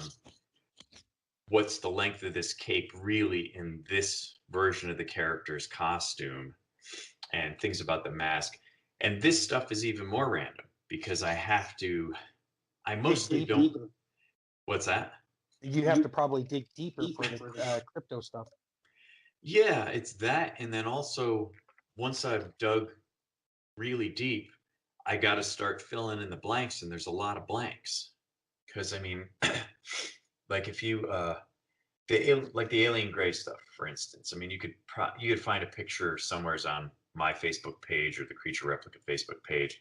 I did a pretty traditional alien gray, but with a lot more detail in the body instead of just kind of the slick body that people do for whatever. Mm-hmm. But once you choose, like, okay, I chose to do 3 fingers and a thumb, and then someone says, oh, well, they don't have fingernails. And it's like, yeah, is that what you saw? you know? So literally, you have people saying, well, you should do a version without fingernails because they don't have them. And it's like people that have allegedly seen them or been abducted. And so you have to decide on, again, like on nuances. Do I make a version like that for this one goofball who thinks he was abducted? Or is that a complete waste of a steel mold to do that hand slightly different, Or do you give him 4 fingers and a thumb? Or do you give him, 2 fingers and a thumb? There's a lot of different things you can do. And it's cool, like, as far as, okay, I can do like 6 versions of an alien gray, paint them all different colors and give them different types of hands and different types of accessories. And then it makes for a cooler army building thing, because they're actually different from each other sculpturally and not just a different, color plastic or spray job on. But you got to decide, well, what's more important? I mean, there's a lot of variation within I'm using a gray body as kind of a stock for this series of what I'm calling lesser alien beings. So we kind of have a lesser reptilian, the reticulum, which is the gray. And then there's Anunnaki, which are these guys from the Zechariah Sitchin books that were supposedly the aliens who came down and mixed up the goop in the test tube to create us. And they were the guys that kind of, you see a lot of the Sumerian and Egyptian artwork based on, with the tall helmets and things like that of the pharaohs and whatnot. Supposedly a lot of that, it kind of comes down through the centuries from these Anunnaki. So those guys are figuring into it. So there will be these lesser versions of some of these beings, and then larger characters that'll be like more monstrous, powerful versions. And also sort of informing it a little bit is when I grew up, one of the other things from the 70s was the color forms aliens, which the Horsemen actually redid them as outer spacemen. But the original line was called Color Forms Aliens. So that stuff's always in the back of my mind too. I mean, obviously I don't want to copy that because stylistically it's not that super toy-like style isn't what I do. But the diversity of that line, I remember picking up a few of those when I was a kid and just being like, just entranced by them because they were just so cool looking and individual. That's awesome. What was I gonna say? Oh, so you got all that stuff working in the background. Do we know yet whether or not we're going the Kickstarter route or direct website route, or you guys still figuring that out? Yeah, it's definitely going to be a Kickstarter route. The first series, my 3 partners, Jeff Byers, who I mentioned before, Craig Deere, and Nick Epley, those 3 guys laid out all the money themselves for series 1. And as cool as it is to kind of self-fund, it's when you have an option like Kickstarter to actually get the public involved, because you're also gauging their commitment to it. And you're getting their commitment on the front end to keep creating. So the Kickstarter route is definitely the way we're going. It's just, for the people who keep griping on our page about when it's coming out and why we've abandoned the line, that's all my fault. Well, you're a very busy man there, sir. Like you got a lot of irons in the fire. Yeah, I mean, I appreciate people's enthusiasm. Some people get pretty nasty about it, and I don't really know what to say. It's like, look, got to make a living first, and then we'll chase this, passion project also. But I mean, the line's coming out. It's just I have probably like 15 or 18 figures in process right now. And That's awesome to hear. yeah, so there's a lot of alien stuff, and then some of the other stuff I've shown in progress, like the Wendigo, Mothman. I'm also working on Jersey Devil. There's an Owlman, Cornwall. I will be honest with you, the Jersey Devil and the Wendigo are probably going to be two of my favorites. Like, I'm a big Jersey Devil nut. Like, I don't know why, as a kid, when I saw that famous drawing of the Jersey Devil, I've always been attached to knowing more about the Jersey Devil. I am a sucker for Jersey Devil stuff.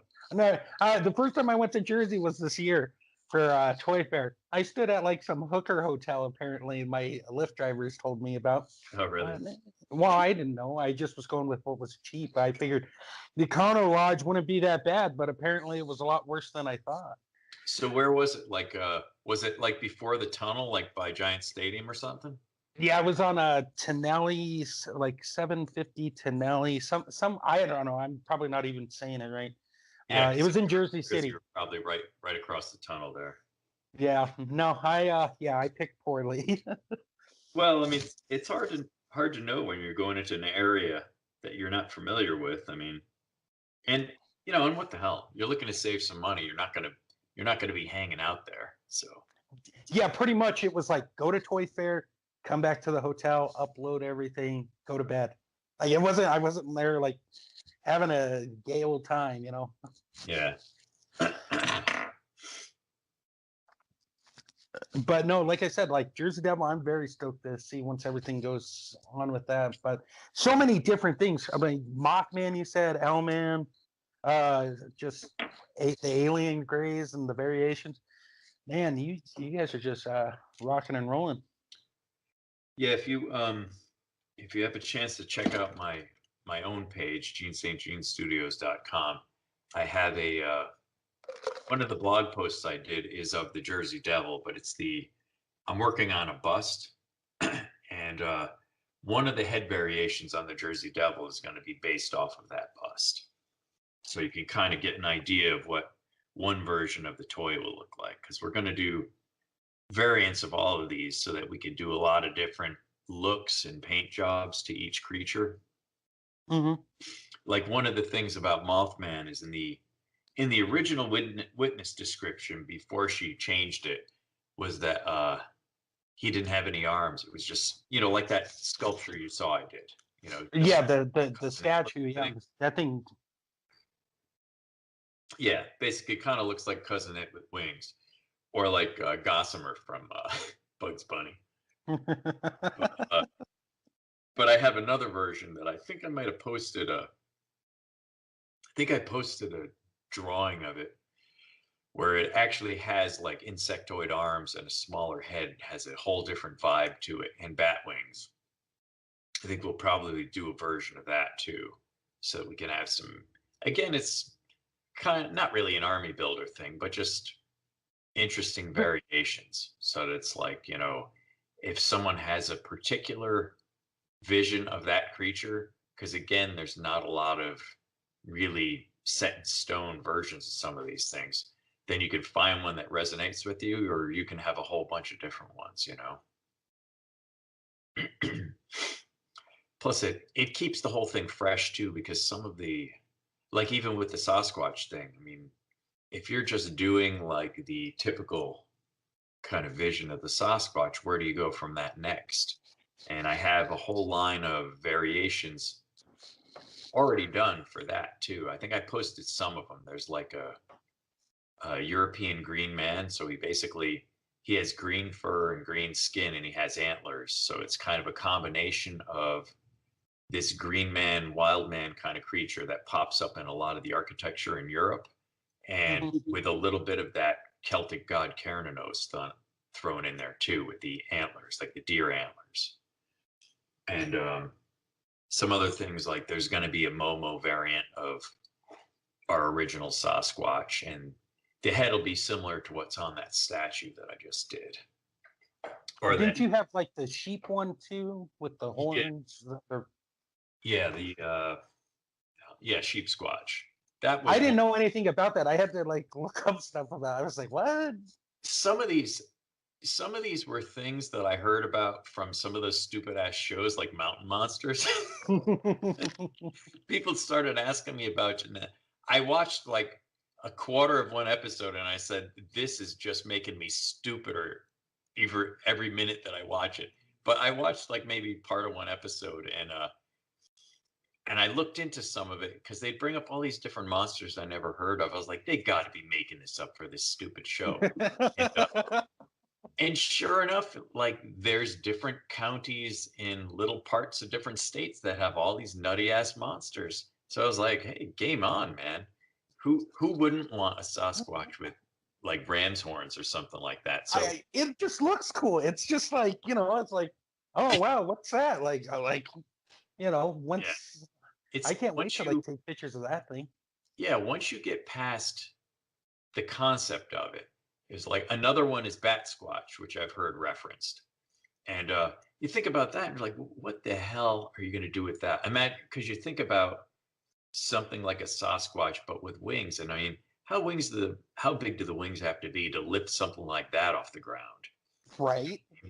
If you start thinking of it too much in terms of physics and biology, they don't make sense. And a lot of times, if you look at pictures of these things online, like art, it's mostly artists' conceptions or like a crappy witness drawing. You just can't imagine it being cool. But when I dug in on some of them, like on the sheep squatch was one of them, you have to put out of your head a little bit of what's out there so that you don't get roped into kind of like these asinine descriptions. You can use it to inform what you're doing, but it's like, okay, this is a really stupid idea. How do I make it cool? And once you dig in on it, it's like, because I really like the sheep squatch too, but and had a bunch of other versions like kind of in the works. Like the bat squatch is bizarre. I mean, I don't know if I ever posted that. Maybe I'll post that, but he has a face that kind of looks like a vampire bat, kind of, but the head is kind of shaped more like an ape.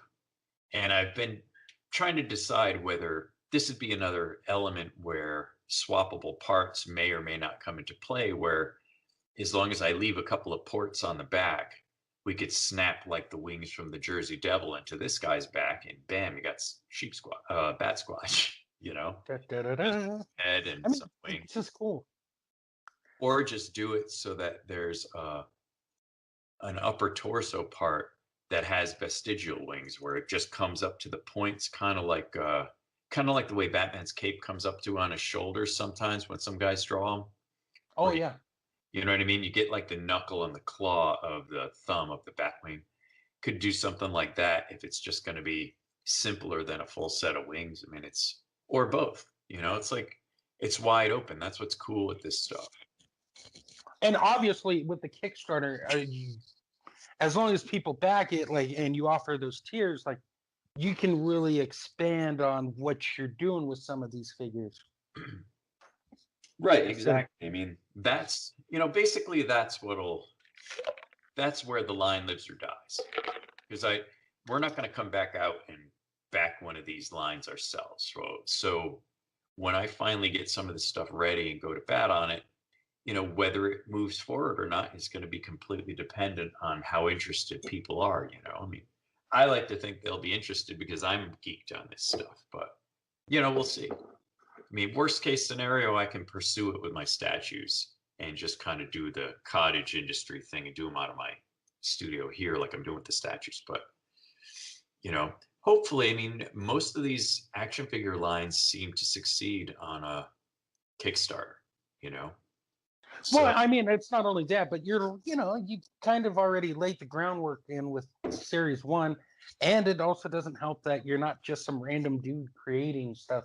I think, people know who you are. yeah, at the very least, they can blame me for versions of their characters they hate.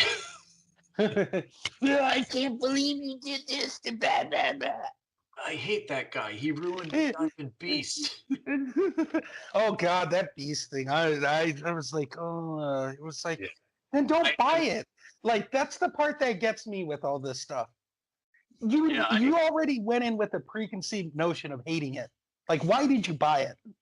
I actually had people like when Diamond first revealed it, I actually had people on Instagram that sent me notes on what I had to change before it came out.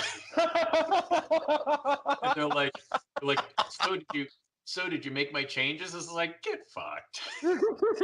Go pound sand, dude. Like, really? Like, how are you gonna tell some? Oh, Yeah. the I mean, collect. I don't even know how to. You know, they mean well, I but understand. I do understand because there's stuff that, I'm like that with, but and these are people that don't understand anything about toys. There's people that consider themselves toy insiders that don't understand toys. And you still got to listen to their nonsense about them spouting out about why this came out this way, why didn't they do that? And it's like, so that's just part of the industry. And it's funny because it wasn't always like that, like before, especially before the internet. But when I started doing this stuff in the 90s, even the different toy companies, they didn't even share who was doing their work because they didn't want their guy doing sculpting for this company or even the other art directors in their company. They held their list of vendors, sculptors and painters quietly so that they could get them to do their work specifically. And so no one knew who was doing what pretty much. And there was very little to no interaction with toy companies. I mean, now you can contact a lot of people from any of these different companies and give them a hard time about some random figure they're doing just because you managed to get their link up with them on Instagram or on Facebook or something like that. So and companies welcome it too. They welcome the feedback because I think the feedback is probably, more positive than negative as far as helping you decide what to do. I mean, if you have an idea that is just overall slammed, there's usually a decent kind of it's a decent kind of barometer for what you should or shouldn't do. You have to decide what is just straight up trolling from people that just complain about everything and genuine problems with what you're doing. But I mean, there was none of that kind of feedback and interaction before. And now it's like everybody, if they really want to know, you can know who did this and that. I mean, the mass market companies are still play all that stuff close to the chest. I oh mean, yeah, it's hard to set up anything with those people. Like the smaller company, like when we went to Toy Fair, we sent out information similar that I sent to you to like Mattel and Hasbro. I never heard back. I was like, well, I was like, screw them. And I was like, well, whatever. yeah. Like I'm not gonna lose. It's not like I went like, oh, Mattel's the devil, blah blah blah. Like Yeah. I was just like, hey, they didn't respond. I'm not gonna take the time to cover them. Yeah, I have a feeling you probably got to work on them for a few years and get your foot in the door and make some sort of a personal contact so that they, put you on their short list of people that they actually talk to, because I'm Hmm. sure that they're inundated. So, Oh, I can imagine. Like, for example, you just told me of people who sent you revisionist notes on a figure that wasn't even released yet. yeah. Like, so if you're getting it on that level, I can only imagine how the bigger companies are getting it. Oh yeah. Yeah, it's just they have to have people that spend all day just throwing their mail in the garbage. Yeah, we'll toss this, we'll toss that. That kind of stuff. Yeah, file that mess. Because yeah, I mean, I hear it all the time, man. There are, if you're not careful, like because of the feedback in this industry, and just outside of, I mean, you got to deal with a certain amount of that with licensors, with art directors, with everything. And if you don't have a certain amount of confidence in what you're doing, this stuff could really bring you down, especially like you see, like, you're talking about reviewing figures. predominantly reviews are pretty fair. Occasionally you get guys that are just, they're trying to do kind of more of a comedy thing. So they want to, their dickishness is sort of them trying to be funny. And then you get, like reviewers that are basically trolls with a YouTube channel. But for the most part, you get feedback that's at least fair, and most of it's decent unless you're making total crap. But I mean, you could fall down this well of just people tearing apart your work online. Like when I first started working for Diamond, like, I don't know, 12, 13 years ago, the guy that I worked for over there, he told me from day one, he was like, because I was talking to him about the spawn message boards. We used to release a line and then immediately the piranhas would hit it, and tear it to bits. And because you just finish a line, then you go to see what the message board said. And the bosses over there are like, yeah, you don't want to do that, if you want to keep your sanity. And it was like that when I left there. And the guy told me, he was like, look, if you go online, start looking for, feedback on what people think of your statues. Like, don't go to statue forum. They hate us there. And sure enough, I didn't take his advice. Every statue I did, they just trashed it. And I was like, he's right. He's right. Just don't go there, And so you kind of got to take it with a grain of salt. Because like I said, I mean, you're getting critiqued from every direction. And the important directions are from your art directors and your licensors and stuff like that. Those are the ones that you live and die on. But, Joe Asswipe from wherever, who just has a gripe about the beast face or something like that, they're the people you can disregard, but, if you fall down that hole with all that stuff, man, it can just completely throw you off your game. And it's like, and it still gets to me sometimes now, where I've been doing this shit for 25 years and still it'll be like, some dickweed said this about this figure I just did. And you get all bent out of shape. I was like, wait a second, this guy's probably munching Twinkies in his mom's basement surrounded by Star Wars figures. What do I care what this asshole thinks? Well, like I said earlier, it's just like, I just look at it like, do you want to spend your money on it or not? That decision's ultimately yours. Like, I bought this, obviously, or even if somebody sends something to me, would I have bought this? The answer 9 out of 10 times is yes. Exactly. No one's holding a gun to your head. And especially if it's something that you wouldn't collect anyways, or if it's like a character that's going to get redone like 50 freaking times. I mean, like the Justice League movie, how many versions of those freaking characters were out there? You could buy like a crappy $19 version from Mattel. You could spend 50 or 60 bucks on one of the Japanese imports. You could wait for one of the Mezco $80 112 figures. I mean, there was all these different versions, and I think DC Collectibles in the very beginning was starting to do a few things. Yeah, but then they ran into a whole bunch of red tape with it, because that was the line I originally wanted to back. Was that like I passed on in the beginning on the 112 Justice League stuff because I really wanted the DC film stuff, but then they ran into all that red tape, so I ended up going the Mezco route. But like, I realized after buying the first couple Mafex figures, it was like, I don't need to keep collecting this line. Like, yeah, I was like, I'm gonna just stick with 112 and go from there.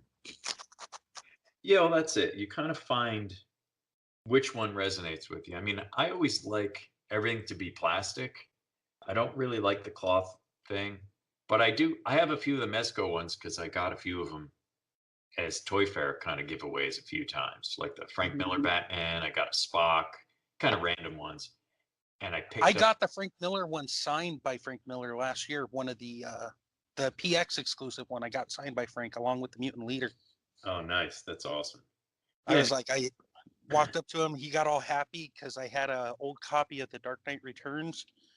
Beat up one I had when I was a kid, the hardcover, the first time they did the hardcover in that black backing. And I had it since I was a kid. He got all excited and all perked up. Yeah. What a great friggin' book, man. But I know.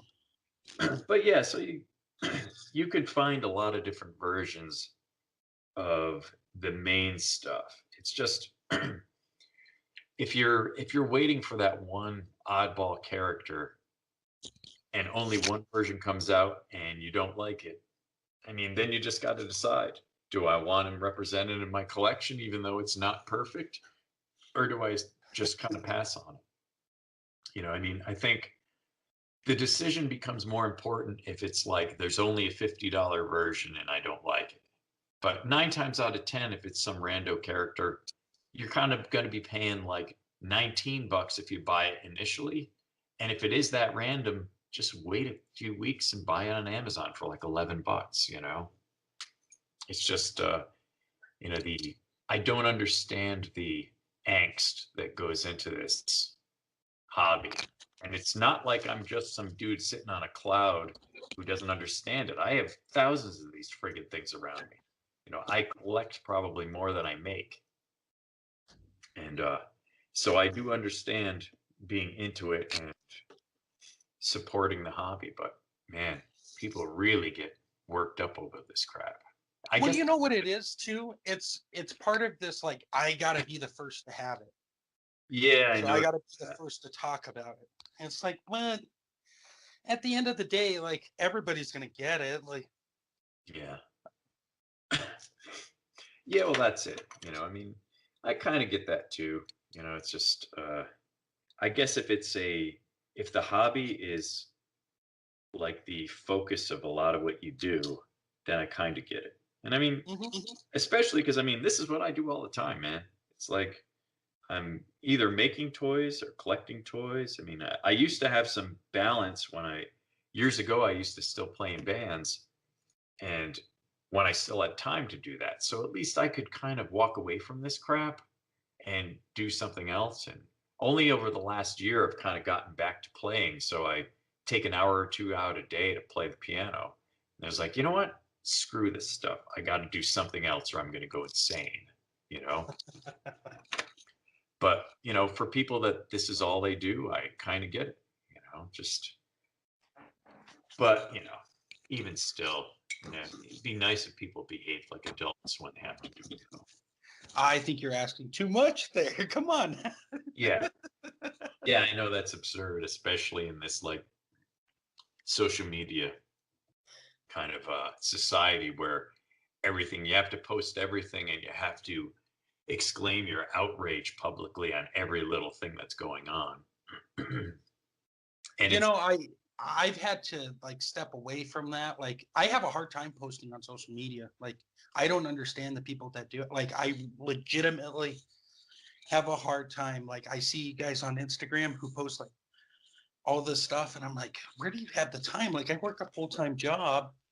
I'm trying to balance a relationship and I'm trying to do reviews and like stuff. I'm like, there's only so many hours in the day. Where do you guys all get this time? Like, I get drained posting on social media. Like, I'm like, ugh. I know. I try to keep up with it a little bit so that when I have new products coming out, every time it's released, then I make sure I post it to Instagram, post it to Facebook, put it on my DeviantArt page. And most of the crap's linked, so you can just hit one button on Instagram and it pukes it onto Facebook and Twitter too. Mm-hmm. But then I try to follow up and do stuff where when they post the finished pics, the original, the release pics, so it's officially released, then I'll go and post pics of the clay or, the unpainted prototypes part of the process so people can see the what the production prototypes looked like as compared to the final and all that kind of stuff, which draws in more people, get more eyes on your stuff and whatever. And in general, hopefully pushes your whole thing forward. But it is a time suck though. It's like, especially like if you're posting stuff to Instagram, you got to kind of crop things so that the photo fits within whatever their vignette size is.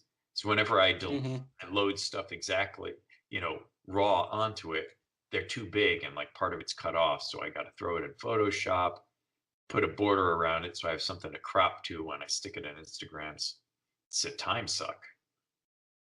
And it's And it's kind of a toss up as to whether that actually does anything for you as far as like for me is that really making a difference as far as my income, my visibility to clients, you know? Says I don't think so. I mean, you're mostly playing to an audience that are collectors. But I think to a degree you kind of got to do that, you know? You want to be to a point where if if everyone that collects this crap doesn't at least know who you are or know something you've done, then you're just not doing it right. You know, you're either not doing it good enough or you're not pushing the stuff hard enough or you're just not doing enough work, you know? Very true. Like, you know, because I consider what I do a hobby. Like all the stuff, the reviewing, the stuff on the website, all that stuff's like part of the hobby. Like that started out with the toy photography, the collecting part, into the toy photography route, and now into the reviewing, talking about it with people and stuff. Like I still consider it a hobby. I don't consider this like my life's work. Like this is just something on the side that I enjoy doing, talking with people and sharing with. Mm-hmm. But some of those guys, like that's their life, and kudos to them for that. And they obviously have different schedules than mine, and it allows them to do that. But like for me personally, I just, like I said, hobby. It's a hobby. Yeah. Yeah, I mean it's cool. I mean, I love it. It's just, you know, there's parts about it that are can be a real downer, but you know, on the whole though, I mean, I can't think of anything I'd rather be doing. You know, with this stuff, I don't really have to leave my house. I get up every day and I make toys, mostly superheroes. So I can't really complain. Even when there's, you know, weeks that it feels like there's tons of things to complain about. My wife will gripe about her job and she's got to go to a regular day job. You know, it's not like me where it's like I'm pissed at some client or pissed at a licensor or something. You know, it's it's like it's not like going to work and dealing with some asshole all day long, you know, who's trying to like make you look bad in front of the boss or something like that. It's nothing like that, you know. And on a crap day, I can go down to the fridge and grab a beer and say, you know what, screw this shit. I'm gonna go read a comic book for like a half an hour. It's not a bad life. I know plenty of people would rather have that than other parts. I know, right? So it's, you know, kind of a in this industry, it's sort of like the what do they call it? The 1% problem or something like that. You know? Yeah, it's like, oh, well, everybody else has got the millions of problems. You're sitting on cloud nine. I know. It's like I had an awful day today sculpting Batman, you know, and I'm frumpy because someone didn't like the way I sculpted a bicep or something like that. There's worse problems to have, you know. Well, you know, as long as you take into account my notes, you know, maybe we can find a middle ground. I know exactly. I can't believe that. I don't. You know, I can believe it, but at the same time, I'm just like, Yeah. what? Why do you think this? I don't know. Yeah, it's funny because like you know, there's people that say, you know, they should do this or they should do that, but you know, when people actually send you like a list of notes and then ask you, oh, did you change that stuff I asked you about? It's like, and you just don't even know what to say. Because I mean, when I'm talking about like I'm relatively public in terms of what I do. People know who I work for. So in essence, I represent those companies, whether I'm an employee or a vendor. So I just can't go on social media and crap on people, you know, and even if they're kind of on the nasty side of things. So I have to have a certain modicum of restraint. So sometimes it's like, well, how do I even respond to this? I mean, 9 times out of 10, I just don't respond, you know, because once you get sucked into that one of those arguments, you know, it's like in real life. Like I rarely lose my temper, but if someone pushes me to that point, there just is no coming back. Once I'm over that edge, you know, I'm going to be on top of you with my hands on your throat. And in terms of social media, it could be the same thing. So I sort of, you know, I'll usually make some sort of I may make some sort of snide comment or what I find to be a humorous comment and then just throw the person into a complete, you know, fit. Had a guy on the Creatureplica page when we posted the first couple of aliens. One was the gray, and one's this little reptilian guy. And the guy was like, starts making all these comments like, oh, well, his head looks like a cabbage or something like that. And he was complaining about being able to see the steel pins in the joints. And I was like, and of course, I could have just been politic about it and been like, well, this is my design. And, the reason you see the steel pins is because this is a prototype. And the best way to put them together is with steel pins so that they don't fall apart, and try to explain that to someone who doesn't know anything about it. But of course, my response was like, really sarcastic. I was like, well, thanks for your expertise. I forget what else I said. I kept it clean, but it was obviously a really sarcastic thing. And the guy lost his shit and like ranted for like 2 paragraphs. Oh, And my partners and my wife were ready to jump in and like trash this dude. I was like, no, it's like, I already said more than I probably should have. Just leave it alone, And the guy, he'll be on to something the next day. It'll be fun. yeah. It was just, so if it's our stuff, even on the Creatureplica stuff, I don't really want to go on there and start, collecting heads just because people maybe call out problems they have with the figures. But especially with companies' work that I work for, because in essence, I'm sort of an ambassador. If I did their work and they're allowing me to post that I did the work, then I have to have a modicum of, composure about how I deal with trolls and, malcontents in general. But the Creatureplica stuff and, and God forbid my own like statue stuff, for the most part, it just depends on how I'm feeling that day. If they catch me in a crabby mood or in a mood where I think I'm kind of funny, then they're doomed either way. I'm just going to trash them. I had one guy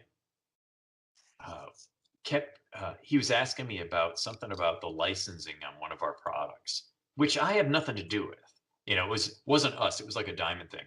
Mm-hmm. Kept asking me whether we had likeness rights. Did we have it through this estate or that estate? And I wasn't being evasive. It's just not something I deal with. I mean, I hear a little bit about it because I'll get involved in projects and then I'll hear from this actor or that actor through Diamond or whatever the thing is. So finally, after like trying to explain to this person that, this is why we did this particular thing and this is how, I was like, you know what? This is none of your business. For number one, I don't deal with this, but this is none of your business that, just lay off it. Or it was something to that effect. I didn't get nasty really, but just kind of laid it on the line and the guy backed off. But, for the most part, you just can't go on a rant trashing someone just because they're unhappy because, who knows? You don't know where their head's at. You don't want to go to Comic-Con and then feel like a red dot on your chest as you're walking through the main. How dare you didn't take my notes? Exactly. Get like who was that guy that shot Reagan or whatever, Ralph Hinckley or something? Yeah, get one of those nut job scenarios because they didn't like something you did on a toy. How embarrassing would that be to die because you got murdered because you sculpted someone's eyebrows too big or something on a toy? How dare you? I mean, the sad thing is now people react so much differently, even to the minute stuff now. Like you really do have to be careful.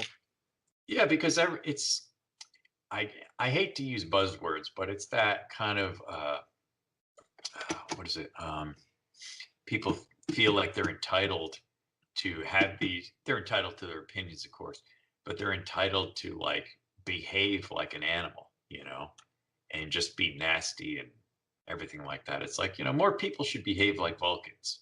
You keep your stuff under control and save the freakouts for when you really need them. But it's just everyone thinks they're an expert.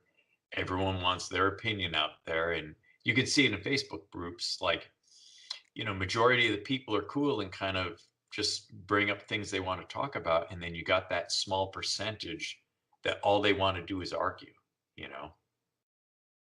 and show everybody how smart they are. Oh, you should see it in the Mezco group, dude. Like, it's crazy. Oh, I would imagine. Oh, those guys. Woo. I just walk away. I don't even get involved in discussions in there anymore. I'm just like, whatever. Yeah. It's like you people are all nuts. Nobody's asking you to spend $80 on this. Or well, I mean, they kind of are asking you, but like nobody's forcing you to go in there and pre-order it. Like you did that all on your own. Like they Right. showed you an image. You pretty much know what you're gonna expect. Like to me, that's always the biggest problem with like critiques and stuff like that. Like 10 times now, you do see pretty much what you're getting Right. before you even buy. It's Yeah. not like it's in a blind bag or something. Like Right. so you If can you're make that decision. Yeah, and especially on higher end stuff like the Mezco stuff, you know that they're striving to produce something that's going to look an awful lot like their prototype. If you're Hmm. talking about mass market stuff, I mean, like as a collector, the issue that I have with like some of the Legends stuff, again, I mean, I can kind of balance it. I know what a $20 mass market figure is going to look like on the shelf. I don't have any illusions of what you're going to get, but you see these beautiful photoshopped versions of the figures. And a lot of times they're so heavily photoshopped, they look like they may just be almost illustrations. But Right. Like usually right after San Diego, they send out those like beautiful photoshops with the background behind them. And they yeah, look amazing. But you know, yeah, at the end of the day, you're going to see all the different articulation and stuff. right. You figure about 30% of that quality is going to go out the window when it hits the factory.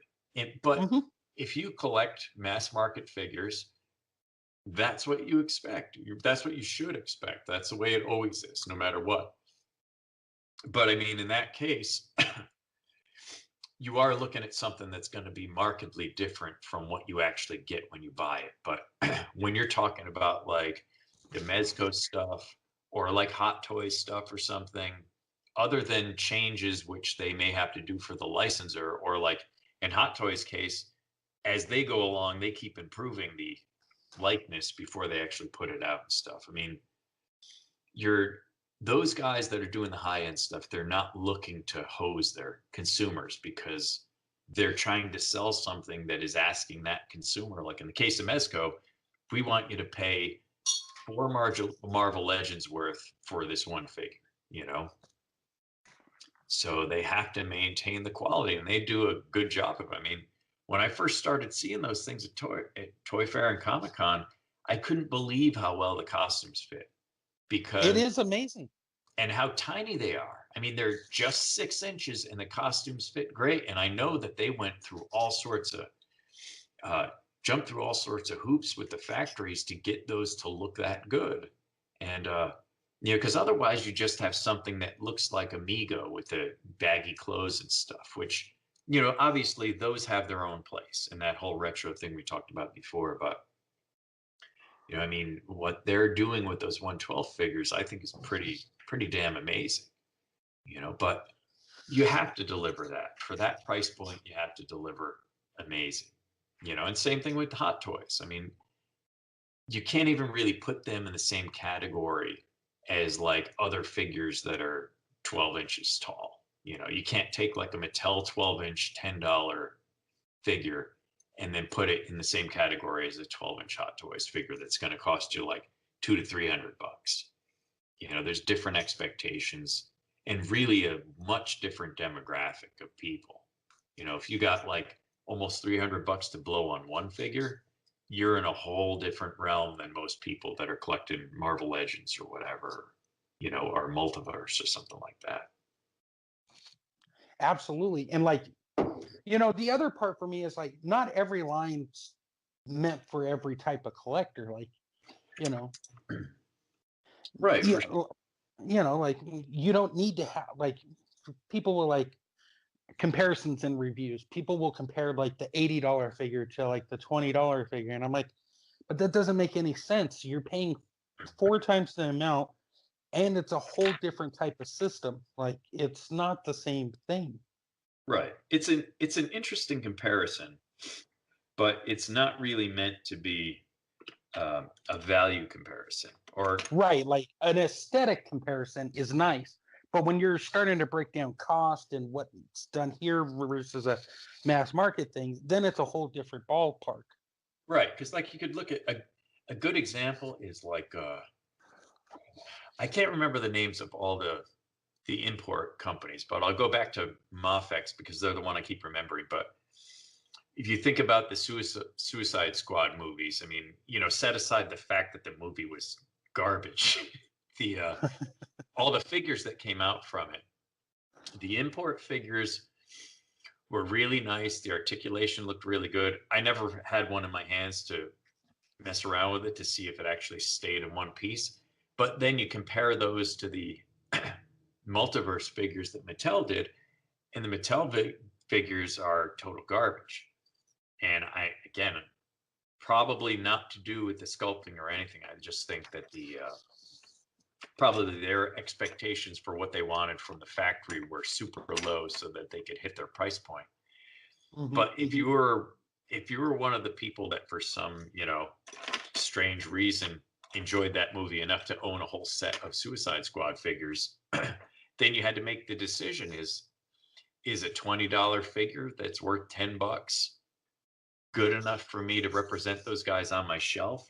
Or am I gonna drop the $50 on each one of these Suicide Squad figures to represent them in the style that I think they deserve, So it becomes a very individual decision based on the property. But I mean, that's a super drastic comparison. Figures that are basically in the same scale, but one of them are just a mess and the other ones are beautiful, and both for a crap movie, So I mean, what was I going to say? Like, so you had 3 companies doing that, or well, 4 technically if you count Mezco. So you had the Mattel line, you had the SH Figure Arts versions of Harley and Deadshot, and then you had the Mafex Harley and Deadshot.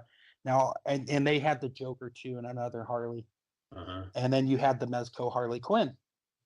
So for me, I knew immediately I was going to pass on the Mattel line.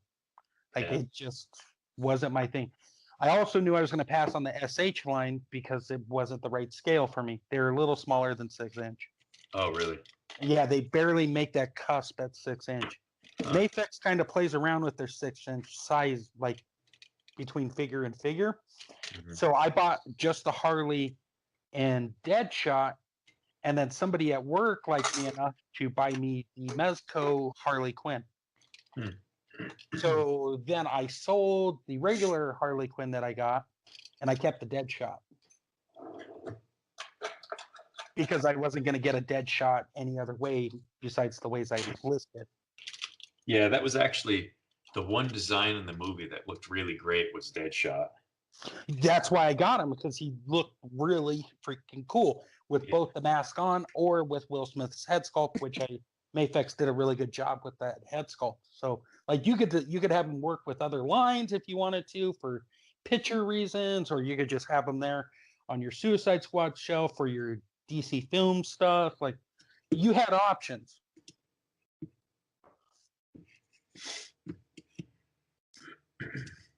Yeah, and again, that's kind of an extreme thing, but it was kind of similar with the Justice League too. There was a few different companies doing those, and so you could kind of decide. And the multiverse ones on those weren't completely horrible. No, some of those were actually very nice. Like even the Steppenwolf didn't look too bad. Yeah, it's still, still not great, but if you're kind of on the fence, and again, those are another one, man. If you had a little bit of patience, you could get those really cheap, after the fact. If you had to have them right away, you're still only paying $19-20. So, it's all depending on your budget and, what you want to pay for things. But once again, I all saw image of those before they were released, so I knew what I was expecting going in. Right. Yeah, it's pretty fair as long as you manage your expectations, because you know what to expect from the big 2 companies when they're showing prototypes. so you're not you're not expecting everything to be like point on point, but you're also not expecting to get killed price wise.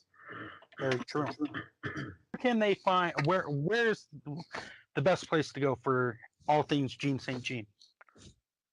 Okay, as far as I'm on social media, obviously, so just look for my name on Facebook and you'll find my page and you'll find my studio page, and look for Creatureplica on social media and you'll find us on Facebook at any rate.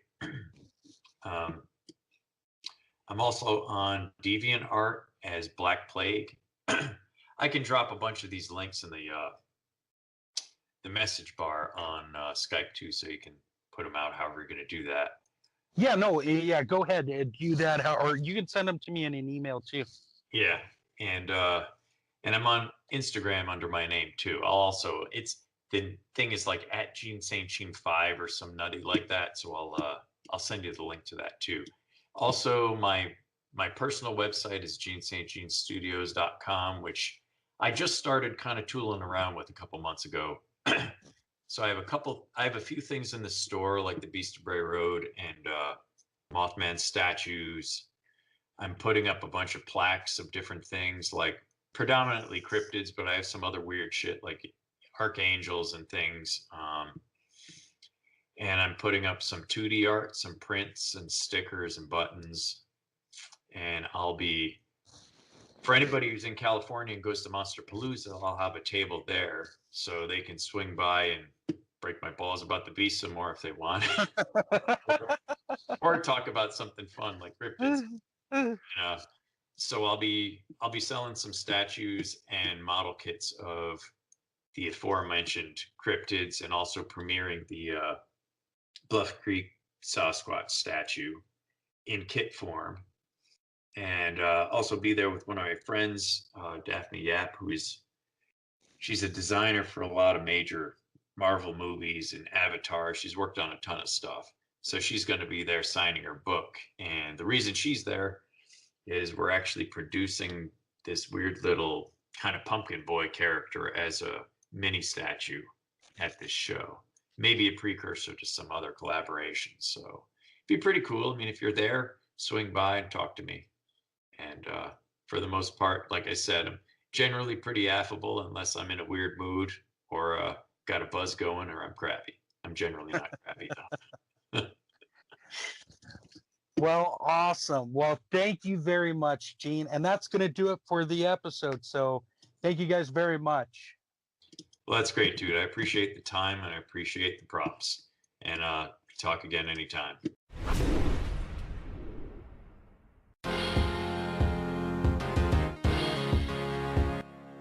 All right, that's going to do it for Gene St. Jean. I got to thank the dude. He was kind enough to take time out of his schedule to talk with me for a very long time. I could have talked with this dude all day about all things toys. If you get a chance, head over to Monsterpalooza if you're in the area to see him. He is an awesome dude to chat with, as you just listened to. I will have links in the description of this for all the ways you can connect with Gene St. Jean and see all the wonderful things he's doing. Just a couple quick show notes here for you guys. Undercover Capes, we got a wide variety of podcasts that you can listen to, from the Definitive Crusade, which covers DC related content, No Prize, which is Marvel, I believe, Flipside Focus, which is indie, and Real Romance, which covers movie stuff, I believe. And we have so much stuff going on over there, guys. It's not just me.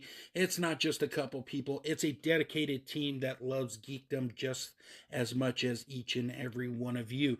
So go check them out, undercovercapes.com. You can find us on all streaming platforms pretty much. And yeah, that's going to do it for today's show. If you want to interact with me on social media, head over to Instagram under Bobo Effenmack, and the same would go for Twitter.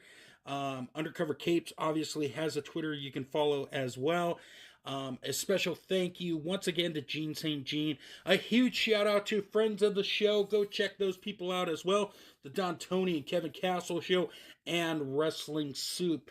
But guys, if you have any comments or feedback, feel free to leave them. I do take all of it in, and I am continuing to try and improve myself for each and every one of you.